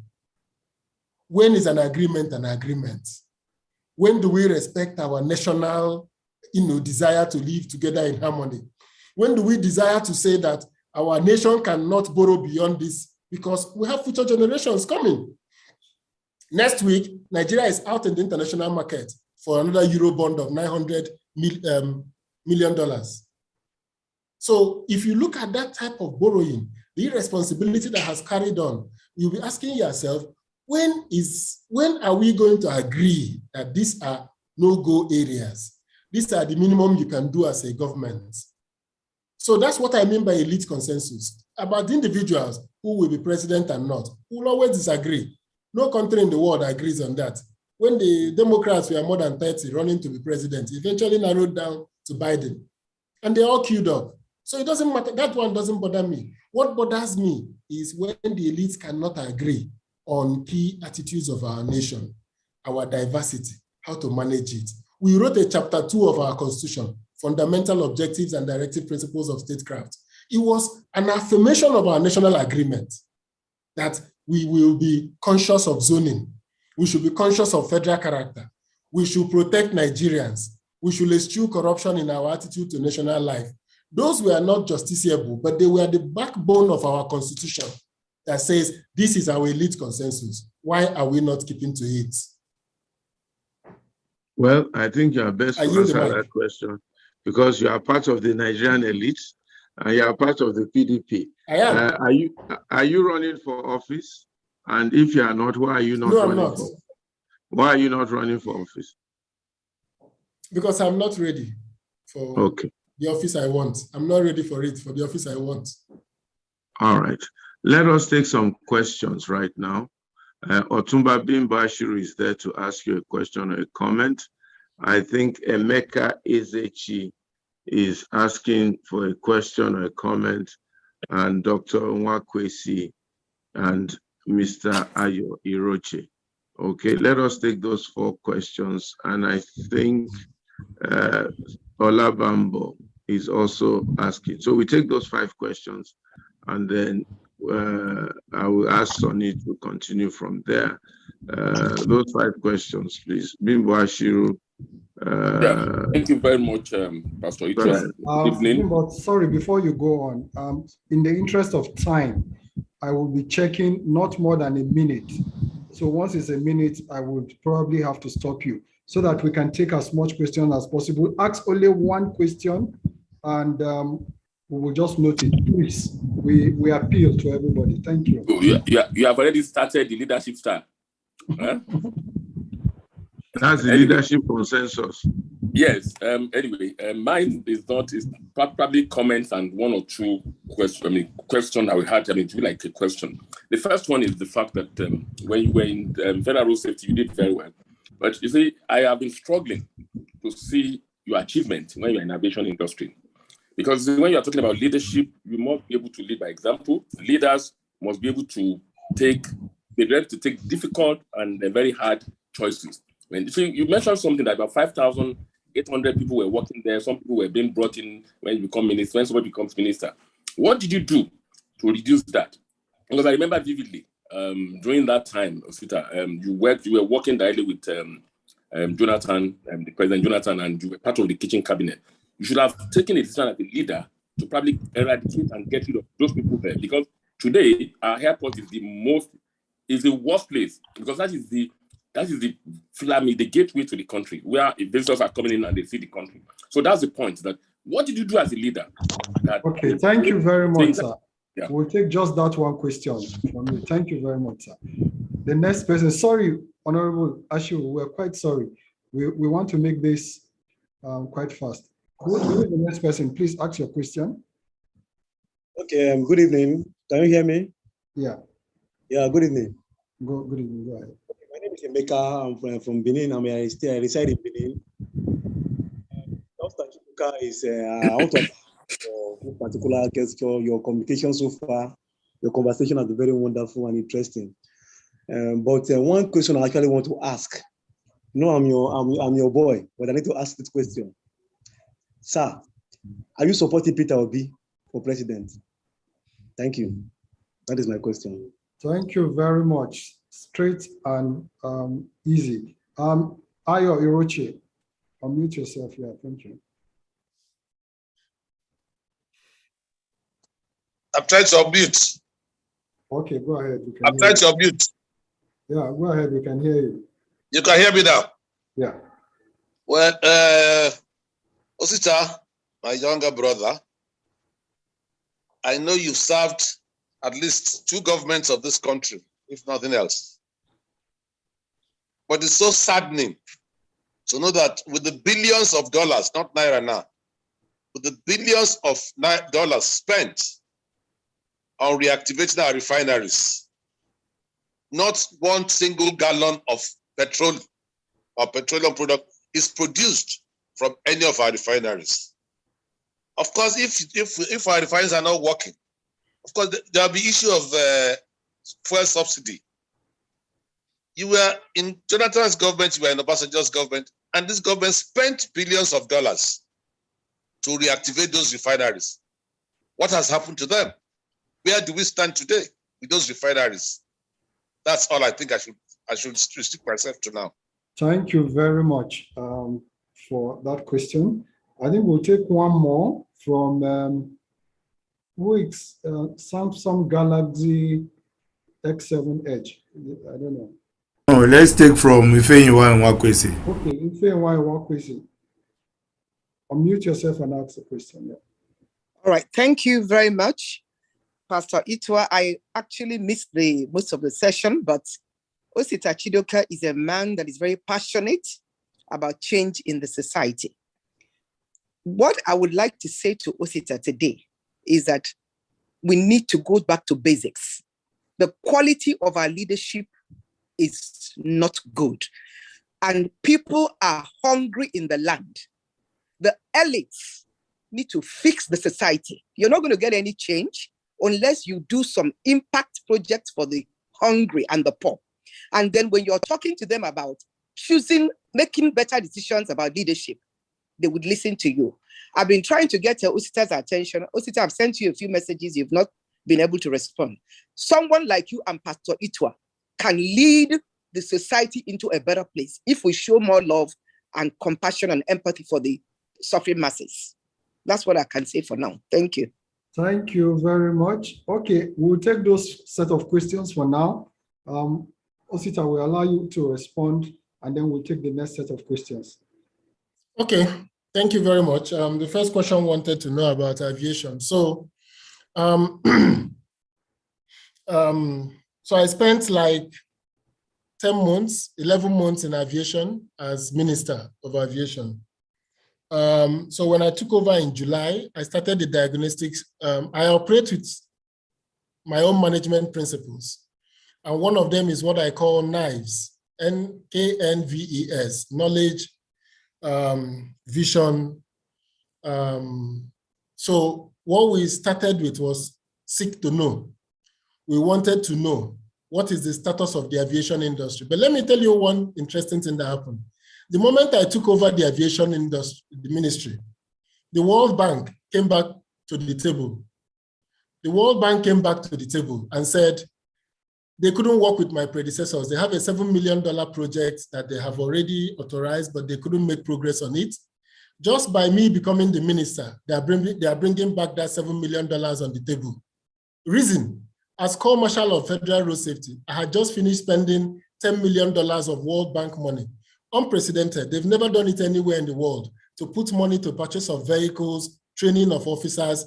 Nigerian road safety officers went to California Highway Patrol on exchange program. We bought all the ambulances, heavy-duty tow trucks you see across the country was bought with World Bank money. So, and that whole procurement happened, no scandal, no issues, no contract fixing. So the World Bank was excited. So when I came to aviation, they said they are back on the table and I can dream more, whatever I can think out that they have some funds to support our aviation. But you see, aviation is not about infrastructure, it's about people. So I focused on people. So the first thing I introduced was what I call the aviation portal. If you go to that aviation portal, which they stopped when I left, you could see the taking off time and landing times of all aircraft in Nigeria, the ones, how they are keeping fidelity to their schedule. So that way we were bringing out monthly ranking of airlines by how far they go with their schedule.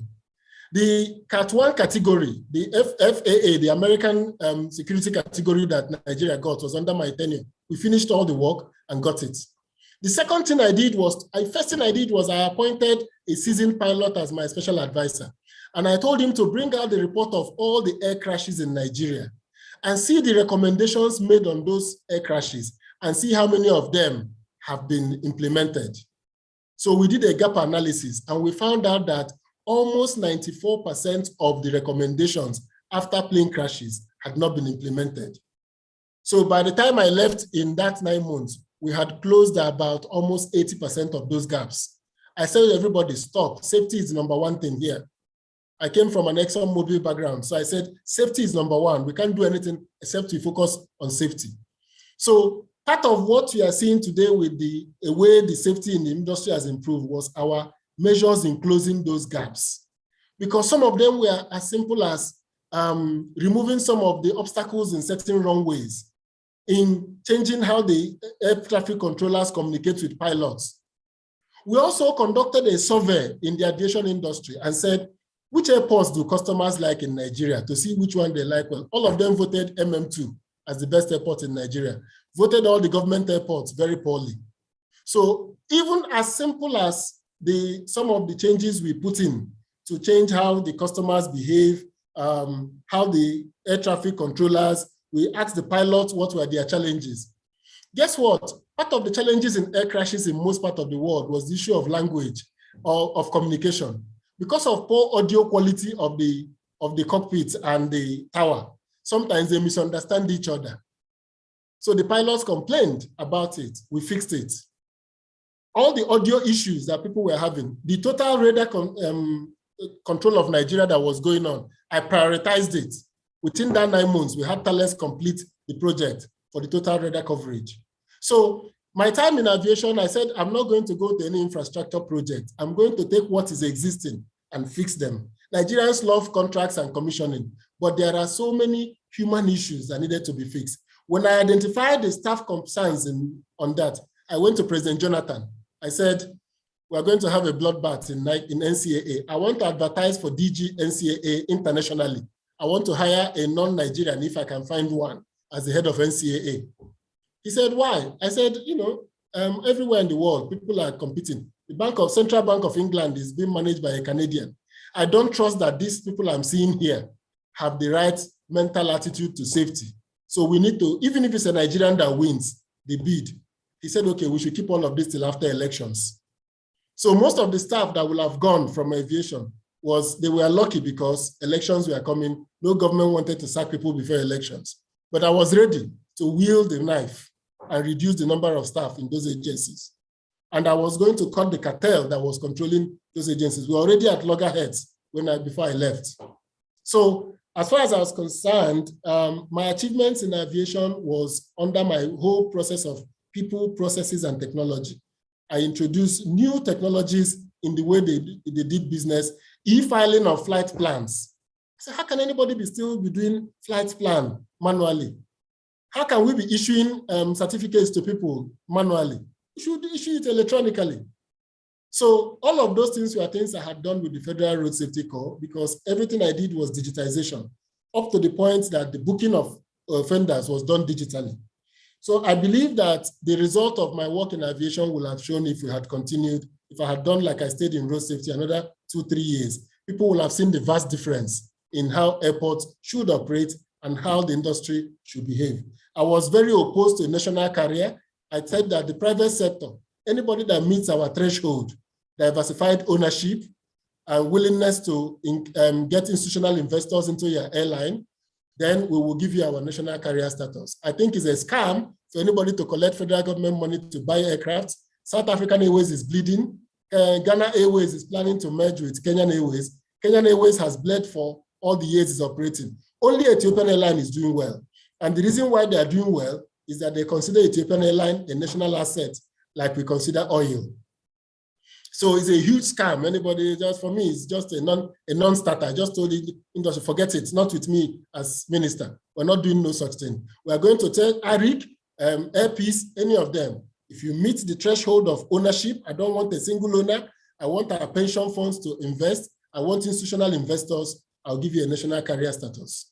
And that was an agreement I had with the aviation stakeholders. Everybody agreed, they signed off on it. We introduced what we call aviation commit. We committed to a certain level of service. Every agency signed their commitment. We put up a website, aviation commit, and tracking those commitments, whether the people are keeping to those commitments they've made. So Nigeria is a country that is being run by people who lack the two fundamental principles of my own management style, which is M²I, measure, monitor, and improve. Once you can measure, of course, you can monitor. And once you can monitor, you can't improve. Until we adopt it as a basis of our engagement, we will not make progress as a country. Are you supporting P2B? I'm supporting all the Igbo candidates in this election. So I do not work with any presidential candidate. I'm campaigning that Nigeria should respect the agreement and let Nigerians choose any of the Igbo men they like. If it is P2B that they like, let Nigerians choose. If it is Senator Anyim that they like, let Nigerians make that choice. But I want the presidency to be zoned to the east. And that zoning, we failed in it in PDP. I've continued to canvass it. I'll continue to canvass it. I will continue to support Peter. I'll continue to support Senator Anyim and all of them running. Because the choice is that of Nigerians to make. For me, the most important thing is, I think the two political parties in Nigeria should nominate Igbo candidates. Our refineries, there is no way that our refineries can be working. Is our refineries in Chad? Is it in England or is it in South Africa? It's in Nigeria.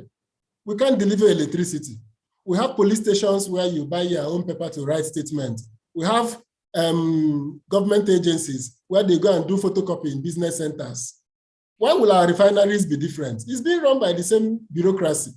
This bureaucracy is an incompetent bureaucracy. They can't deliver on anything. They didn't deliver on power. They didn't deliver on education. Nobody goes to our hospitals. None of you here go to our local government hospitals. Why would the refineries be different? So all the money is being spent on the refineries is, as far as I'm concerned, a huge national waste.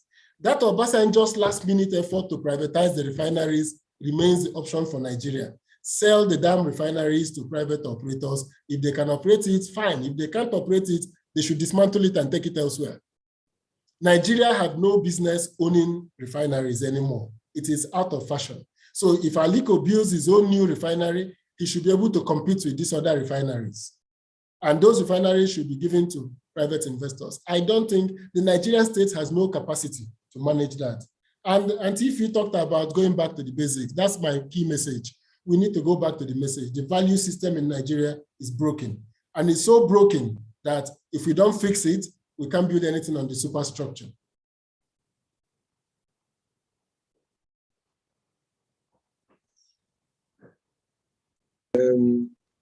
Okay, thank you very much. Let's take a few other questions. I see Osita, Olisameka Ikenna.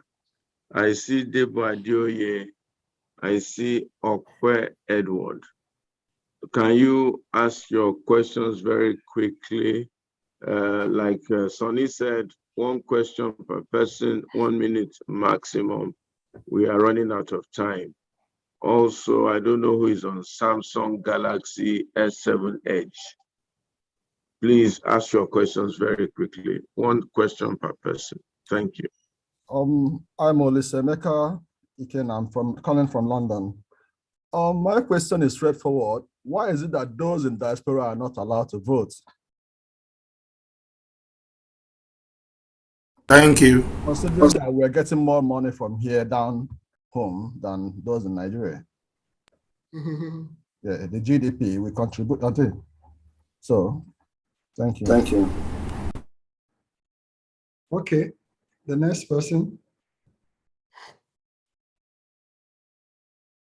Debo Adile, I think, or who was the next person now? Yeah, good evening, everyone. Thank you for this opportunity. My name is Debo.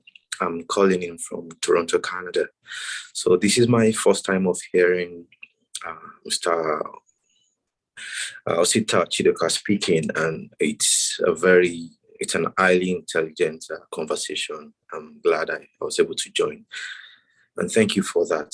My question is, so what would be your take on managing education in Nigeria, considering the fact that the universities have been under lock and key multiple times in this particular dispensation? What approach would you suggest to the government? Thank you. Thank you very much. Who is the next? Samuel Dada. Okay. Hello. Yeah, thank you. I wanted to ask a question about what makes it difficult for PDP, because I can see how you praise Obasanjo and on the side of PDP, maybe you're a PDP member. What makes it difficult for you guys in government since 1999 to have a biometric database of all Nigerians? Because I think we have this since 1999. These will have reduced the level of insecurity, criminality in the land, in all sectors, even in the police sector. Because I can see that most of these things you enumerated tonight about how difficulties it is to govern, I found it to be not true, because in the days of the military era, things were even moving better than the democracy era, where people have the right to say one thing or the other to the government. But in this case, it's never so. And thinking that taking the government to Igbo or Yoruba Hausa is in Italy, most of the people that governs in Italy, they're from the southern parts of Italy. And southern part of Italy is the worst part you can ever mention in a Italy geographical setting. And most of the leaders, they're from the south. And the northern parts are hidden. Milan and every area, they are hidden economically. So I don't think somebody coming from south or east or west is the issue of Nigeria. But what is the issue? Why you guys were in power, you were not able to create a biometric database of every Nigerian, so that the level of insecurity, criminality we are having today will have been reduced to the minimal level. Thank you. Thank you very much, Simon Dada. I think we'll take one more person. Ogbe Edwards. Okay.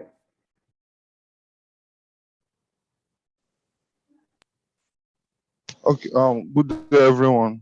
I will be asking about, I've always followed Mr. Chidoka's insights, and I think I enjoy him, and he always gives good substance. I'll be talking about young professionals now, or young people. Okay, now we know that the electoral system has improved. They say we should get our PVC. I mean, I've made sure that I've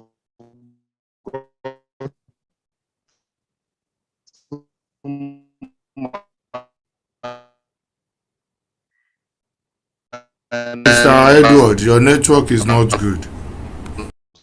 My friends.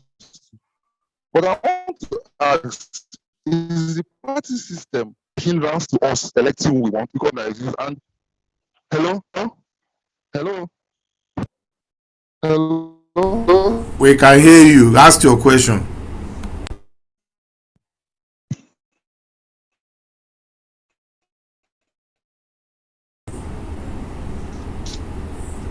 I think Mr. Osita can go ahead and answer those questions. Hello? We have gotten our system in the hindrance for us getting who we want. Yeah, the fourth question. What is the question, really? The fourth question, Obe. I think his network is not so clear. So if you can answer the others, we'll come back to you. Yeah, hello? I think, hello? Yes, go ahead. I was asking, is the party system a hindrance to us electing the right leaders for young people that want to effect change?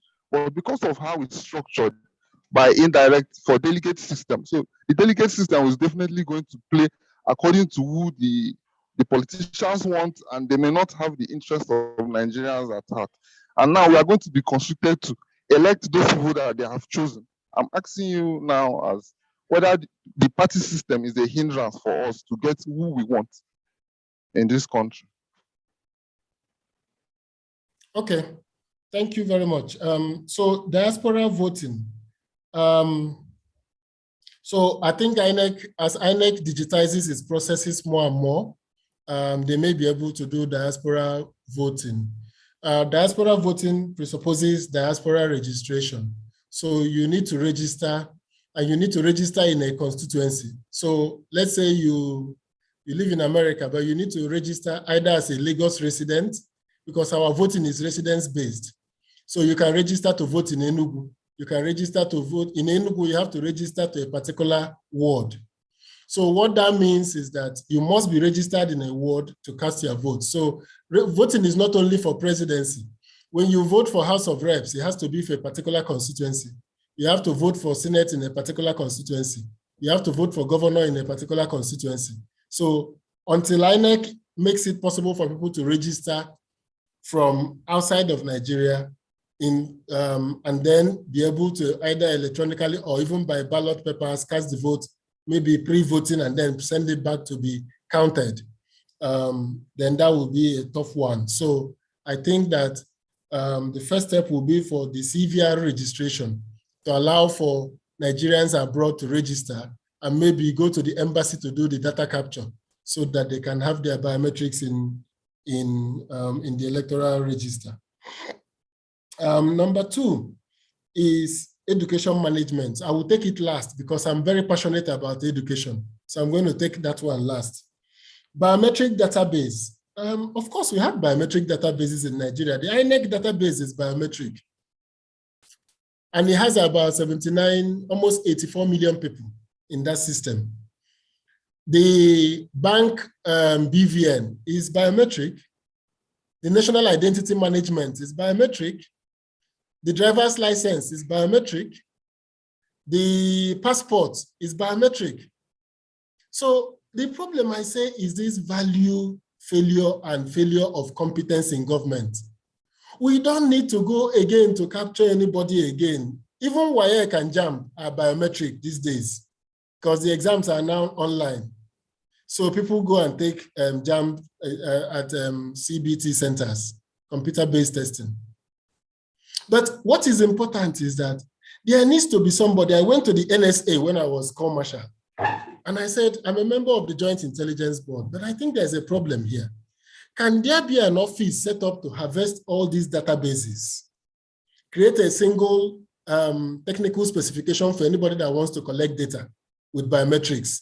So you must use a certain standard so that in the office of the NSA or in the office of the DSS, they can harvest all of this and match somebody's passport, driver's license, BVN, and voter's card.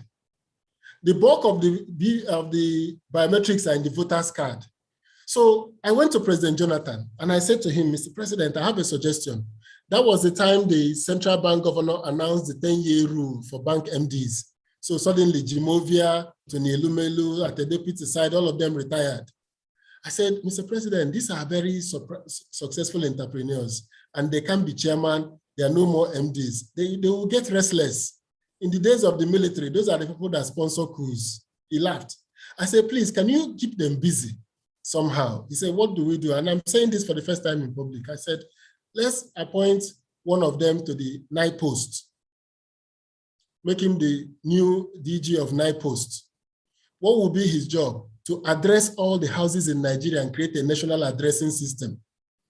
Every land in Nigeria, every state must have a GIS mapping. Google has even made it easy so that we can map from every local government up and the zip code system will begin to work so that we can locate every country by ward, by zip code. He said, that's a brilliant idea. I said, the second one is National Population Commission. I said, you can give it to Jimovia or to Tony Elumelu. I'm sure they will bring all the best brains in the world. So we can do a census tied to the national ID card. So give the national ID card to one of them, NIMSI as the DG. So just tell these three people that at the time they finish their work in 4 years, we will have a proper address of properties in Nigeria and houses. We will have a population system that is linked to our biometrics in NIN. And we will have a national database of everybody. That for me is what is required to be done. There's no need for anybody capturing anybody anymore. Everybody has been captured in one place or the other, at least those 18 and above. And unfortunately, maybe I gave the advice late and I didn't, I would have written it down properly to issue to him, but it wasn't done. But he appointed other people in those positions, but they couldn't deliver it the way I envisioned it. Because when we were doing the driver's license and the number plate, my idea was that FRSC officers should be able to issue you ticket without seizing your car, without entering into your car to take you to the office. Once you are issued that ticket, it goes into the database and everybody can view it. So the idea was that we can send the ticket to your address. Even when you run a red light in the night, you will receive it in the mail in your house. But when I went to Night Post, I found out that they didn't have the addresses of houses in Nigeria. So I decided, I gave this suggestion because I, as FRSC, needed that dependency to be able to stop this idea of people going around enforcing laws. No, Nigeria is still doing a very archaic thing, 4 people going around stopping vehicles. No, nobody does that anywhere. Once you run a red light, once you do something, you copy down the number and you issue a ticket. So e-enforcement can only work on the backbone of proper addressing system. So I don't think that there is lack of biometric data in Nigeria. It is that no agency is taking ownership. The DSS should take ownership, harvest all this data, and you can even have a view how many times this person has left the country, how many bank accounts is associated to him. You can just get a 360 view of any individual in Nigeria if you harvest the existing biometric database. So again, it's work avoidance, incompetence that we've elevated to a national act. We believe that everybody can do everything. Everybody cannot do everything. If it was so, everybody will have been an astrophysicist. Everybody will have been an astronaut. It's not possible. Everybody can do everything. We have to find the people that can do those things and get them to do them. So the issue of the party system as a hindrance, yes, it is a hindrance everywhere in the world. But when you have a clean electoral system, the parties have the incentive to nominate candidates that will win elections for them. So the problem in Nigeria for me is not just the party system. It is that people, the electoral system is still not clean enough, where people know that their vote counts. Once the parties know that their vote counts, they won't be budgeting money to bribe INEC officers, bribe police, bribe SSS. They'll be budgeting money to win voters. They will be on Twitter canvassing for the young people to join them. They will open up online registration portals for people to join their party. But now they don't care so much about the people because they're thinking, once we control these other indices, we have incumbency factor, we can win an election.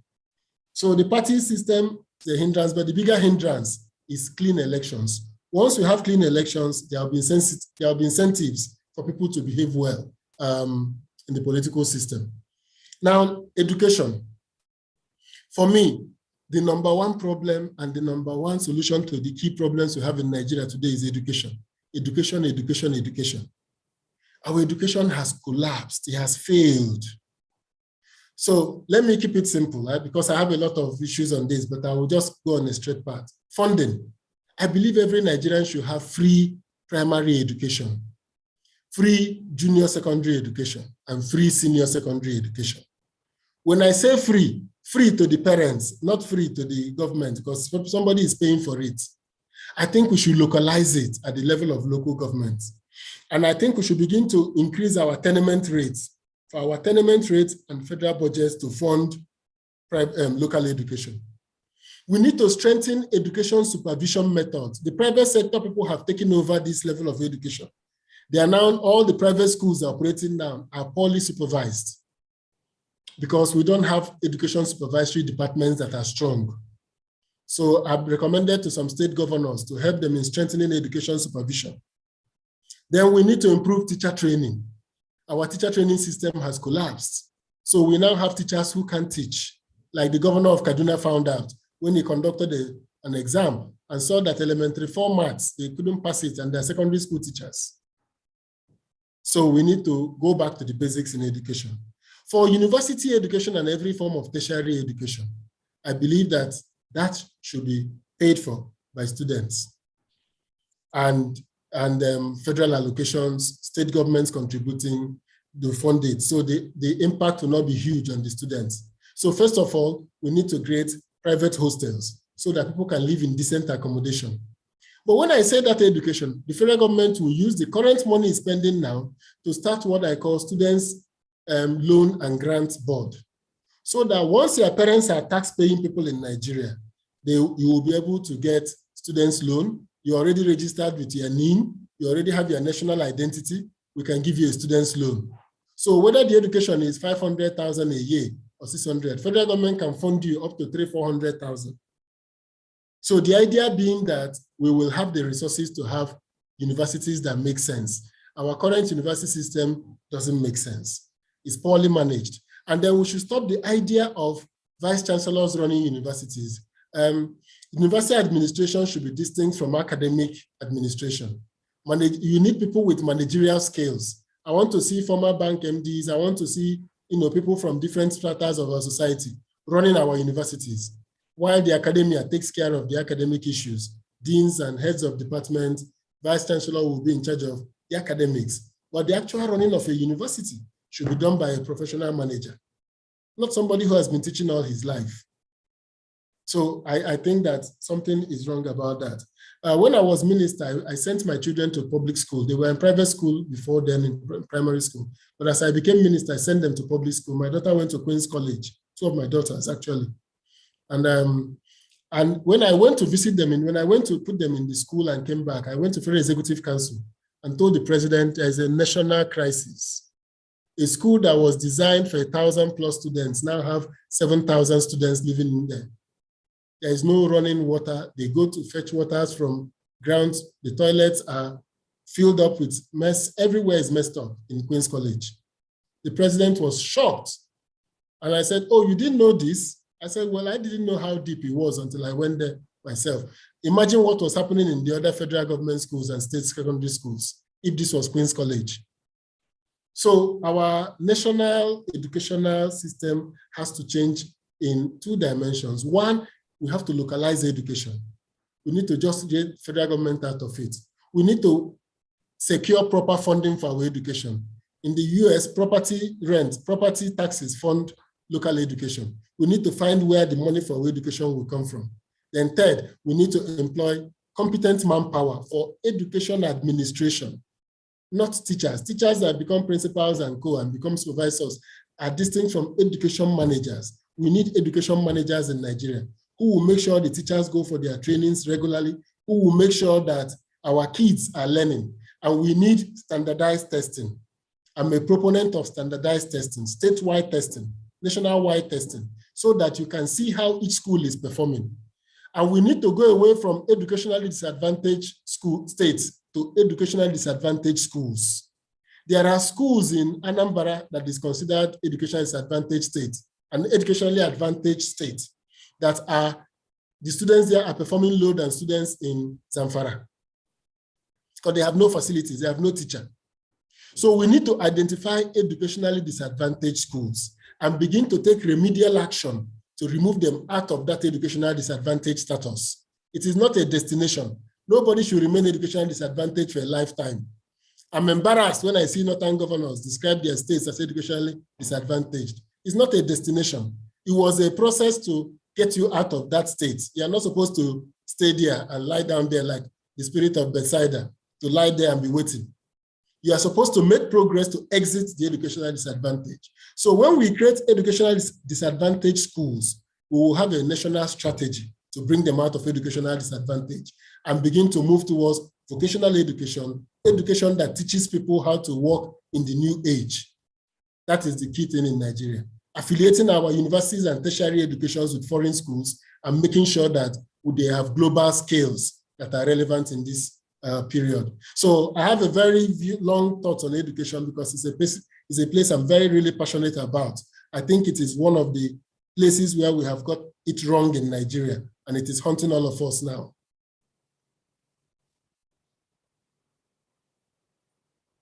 Thank you. Okay, Pastor. I don't think we still have a lot of time. Osita has been talking for about 2 hours, and we have about 8 people that still want to ask questions, but we have only about 3 minutes to round up this thought. I'm not sure we'll be able to take more questions. Maybe if you have a comment, you can just say, so 30 seconds. I'll just run through it. 30 seconds. Dr. Bode Olajumoke, 30 seconds to just throw in a comment. I will take Eda, I will take Jessimel Ogbe, and Ibinabo Enebi. Just the four of you, 30 seconds, your comment, and then we will wrap up this conversation. Thank you very much, Osita. That was quite a brilliant presentation.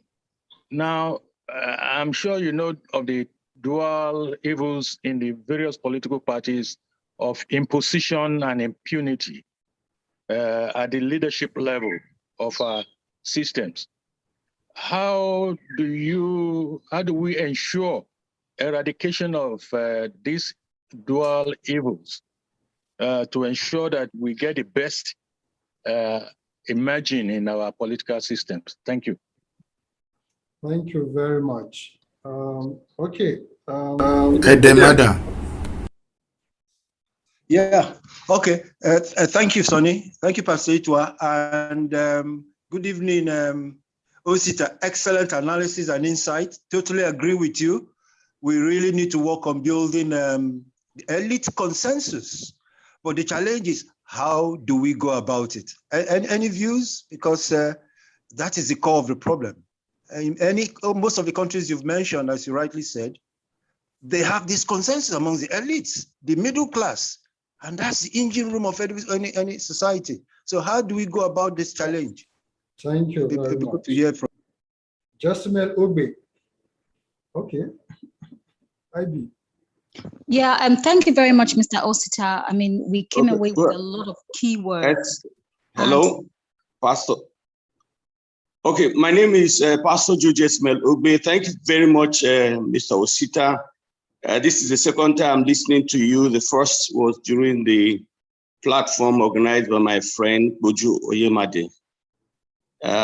You are such an excellent cerebral individual. I'm proud to have you as a Nigerian. God bless you. Now, my question is, or my comment is that our young folks have missed it completely.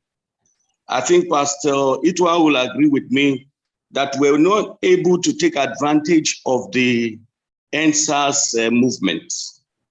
If we had taken advantage, if we had a real leadership, you know, by now we would have what I call a third force political platform, where the youths can mobilize people like you and others, Ituah and co, to really take over this country.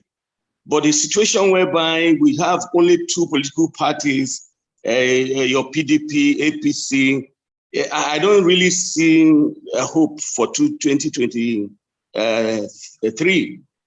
So I don't know, you're a young person too. What can we do to mobilize these young folks that are getting so disenchanted about the system, so disenchanted about the whole thing? What can we do to make them have a third force? It's not just APC and PDP. We need to have a political third force where we can now say, okay, this, apart from the old people, you know, like in your PDP now, Atiku is like the grandfather of that place. He's like the owner of PDP. Everybody is singing him his praise and all that. Is it supposed to be like that? So please, what can we do to have a third force? Thank you very much. Thank you. Okay, Ibinabo Enebi, ask your question, and that will be the last one, and then we allow Osita to respond.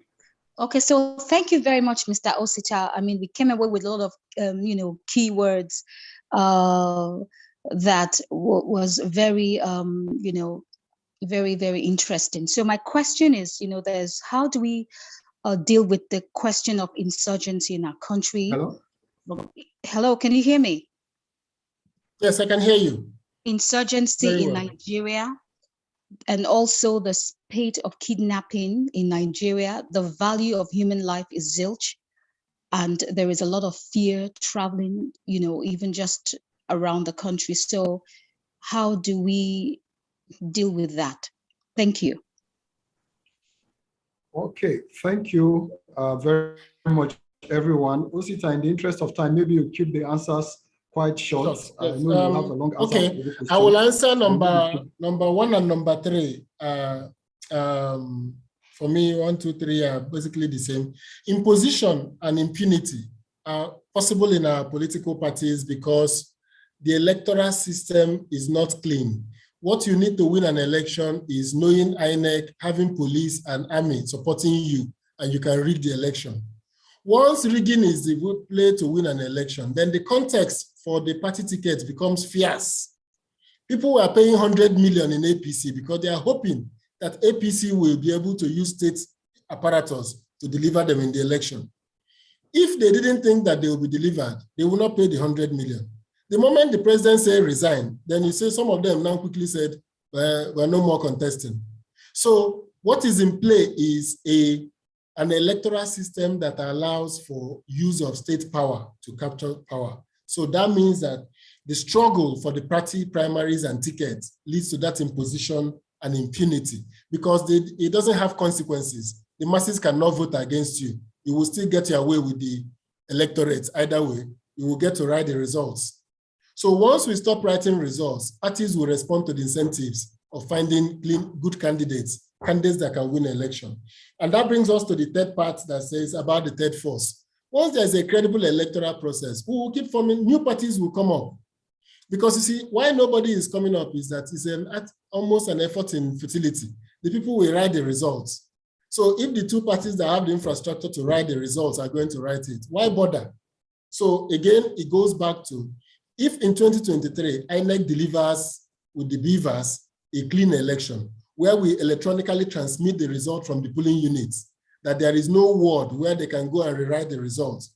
All of us in the polling unit will see the results we have, and the person in the polling unit will transmit it electronically to the servers and to the collation point. So by the time they are looking at the results from Edo State during the last Edo's government, I was watching the INEC portal, and the results from the polling units were coming. In one local government, I think Orion, one local government, the INEC officer there disappeared. But he wanted to go and write results. But by the time he came out, he saw that most of the results from the polling units were already online. So he said he had a running stomach, that was why he left. That it wasn't that he ran away, because he had nothing to collate. He couldn't bring in any other results. The results were already online from the polling units. So with technology, with clean elections, people will form political parties easily. And they can online fix people in every ward in Nigeria, 8,000 wards. It's not difficult to find people to support you there. It's not difficult to find 170,000 people to man your polling units. So I believe that a good election will handle the issue of imposition, will handle the issue of the young people missing out on NSAS. But I want to just quickly add that NSAS is a success, and it has not ended. The Black Lives Matter happened for many years. They were doing the protests. But it was until George Floyd event happened that the Black Lives Matter gained the kind of traction that we saw. So Nigerians should not look for one-time solutions and quick fixes. Well, they should keep mobilizing. Events will happen. Someday Nigerians will be upset by one incident. Just this, any killing or something can happen and the whole country will rise up again. And then there are people who already have the leadership and the organization to steward those anger into positive action, like voting. So I don't think the NSAS people should think that it's over. It's not over, it's just the beginning.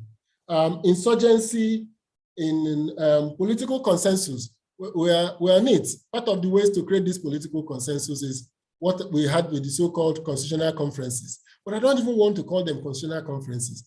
I want us to have a national dialogue where we will agree on certain things as red lines of the country, the middle of the country. And all of us delegates from across the country can shake hands. It's not even what the law says. It's an understanding that will happen. And I think we're there because everybody has seen that what we're doing now is not working. So the insurgency in Nigeria is, again, a reflection of the poor investments over the years, the breakdown of values, and the challenges we have with the government of the day. But I have two suggestions for the insurgency. One, we need to establish a new special force to fight against insurgency. The current police and army work will not work. Armies are not good for fighting internal insurgency. Police is ill-equipped for it, don't have the technical competence. So I've studied a few countries that have had insurgency. Colombia, they started the Jungler, a special force trained by the British SAS and the American Navy SEALs. They were the ones that brought FARC rebels to their feet.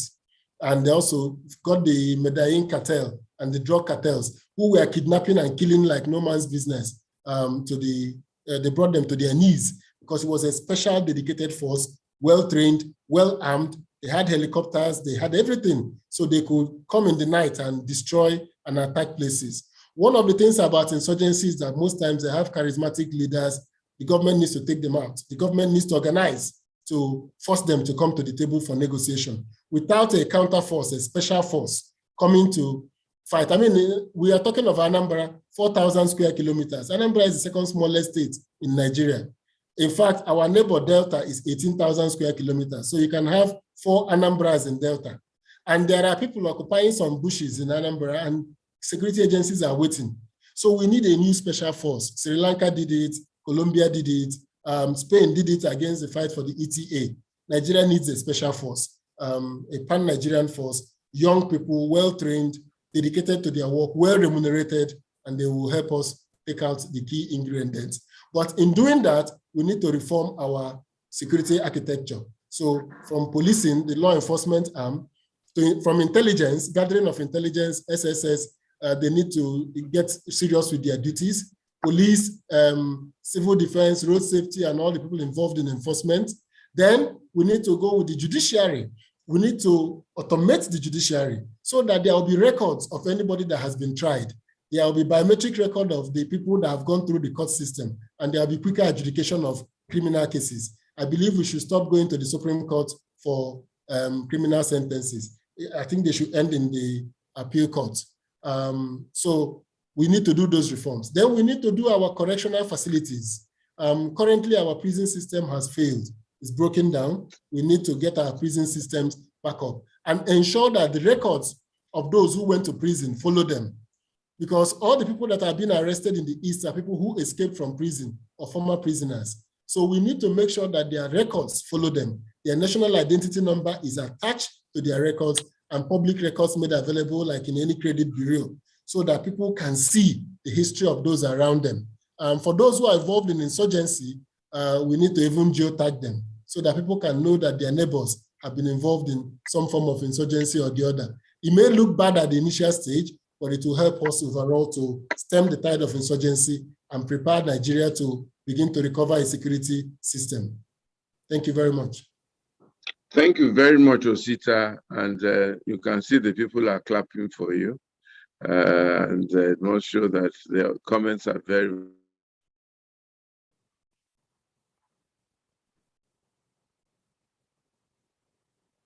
It's too rich. We're not hearing you. Okay. We can hear you they now. say bring Osita back, he's too rich.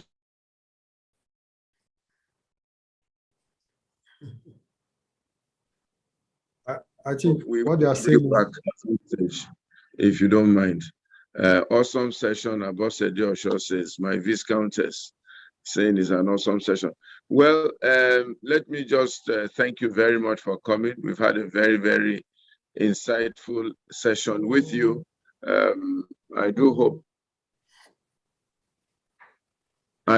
that a lot of your recommendations, people are listening, and we will be able to make these things work, and Nigeria will be truly, truly great again.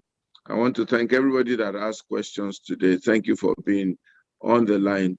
Osita, I will be calling you personally so that we can have one or two discussions here and there and see how to go forward. So let me just take your very, very last closing comments, if you have any, and then maybe you can speak to the issue as to whether you think a third force can work or not in Nigeria. Closing comments, please. Thank you very much. My closing comments is that the Nigerian nation is possible. We can have a Nigerian nation. Hope is not lost. Hope springs eternal in me. that the configuration that is Nigeria is almost divinely ordained, that we have 3 major ethnic groups and minor groups with diverse languages that makes it possible for us to split the country into 3 places. If you want to split the Southeast now, you have to exclude the Jos, the Efiks, the Urhobos. So Nigeria is an interesting meld. I don't know how it happened that God melded us in this way. We have a young population. We are English speaking. We are vibrant people. We are economically active people. We are very, very hungry for success as a nation. Whether Northerners, you go to Kano, they say they behave like Igbo businessmen. You go to Ogun State, you'll see the Jebus doing all sorts of things. Nigeria is a very interesting country. All that needs to happen is for us to have rules of engagement, for us to engage ourselves in an honest manner. Because this market is such a huge market. If we break it down, nobody is going to invest the kind of money people invested in Flutterwave or Paystack if Nigeria was just Odua Republic or Biafra. Nobody is going to do that. Nobody is doing that in Namibia. Nobody is doing that in Angola. People are doing it in Nigeria because they see the dividend of the population. They see the hunger for education. They see a large coastline, a great interior, a major agricultural powerhouse that is about to take off. And industrious people, the people with the highest number of medical doctors in the United States and the UK, the people with the highest number of lawyers anywhere in the world, all the online courses in the world, Nigeria ranks top amongst the people who attend the online courses. So Nigeria is a great potential. That divergence that has led to the Niger and Nigeria that I talk about, the moribund Nigeria must embrace that Niger. And all that can happen to make Nigeria work, whether we have third forces or fourth forces, is the fact that we have national consensus on credible elections. We have national consensus on how we will live, on how we will behave, even in government. Once we do that, I believe that Nigerians will make their choices. Nigerians will choose the leaders. Interestingly, this is one country where we have not been choosing rich men to lead Nigeria. It has been interesting. All our leaders, from Tafawa Balewa to Shehu Shagari to this, they were not rich men. They were ordinary men of little means. But Nigerians have a way of building that consensus around people they feel will be honest brokers. So what we need to do in Nigeria is to keep hope alive and to believe that we can develop at our local levels at our pace. The Nigerian Constitution allows it. Nobody should tell you about devolution of power. All the powers every state needs to happen, they have it. The things that are binding us together as a nation, the bottlenecks we have, we can unlock. As we unlock them, then we shall build a country where truly no man is oppressed. And that is my prayer for Nigeria. That's our second stanza of our old national anthem. O God of creation, grant this our one request. Help us to build a nation where no man is oppressed. That is the history of Nigeria. That is the future of Nigeria. That is what will make the whole African nations rise again in pride that a Black nation is successful. And that Black nation being successful, without Nigeria, the story of the Black man will be a bad story, will be a poor story. So I believe that what we are doing in Nigerian Leadership Series is to bring out for all of us to come together again. And I agree that the Black man indeed can run a complex modern nation. If Nigeria doesn't show that example, no other country can do it in Africa. Thank you very much. Well said. God bless you. Regards to Madam. I will tell Aswe that you like him more than me. And he will. and we will forgive your sins as a family. God bless you. Have a good evening. Thank you very much. And regards to the family. Yes. Okay then. All right. Bye. Bye. Thank you everyone for joining. God bless you. Have a good evening and a great weekend ahead. And Nigeria will truly be great again in Jesus'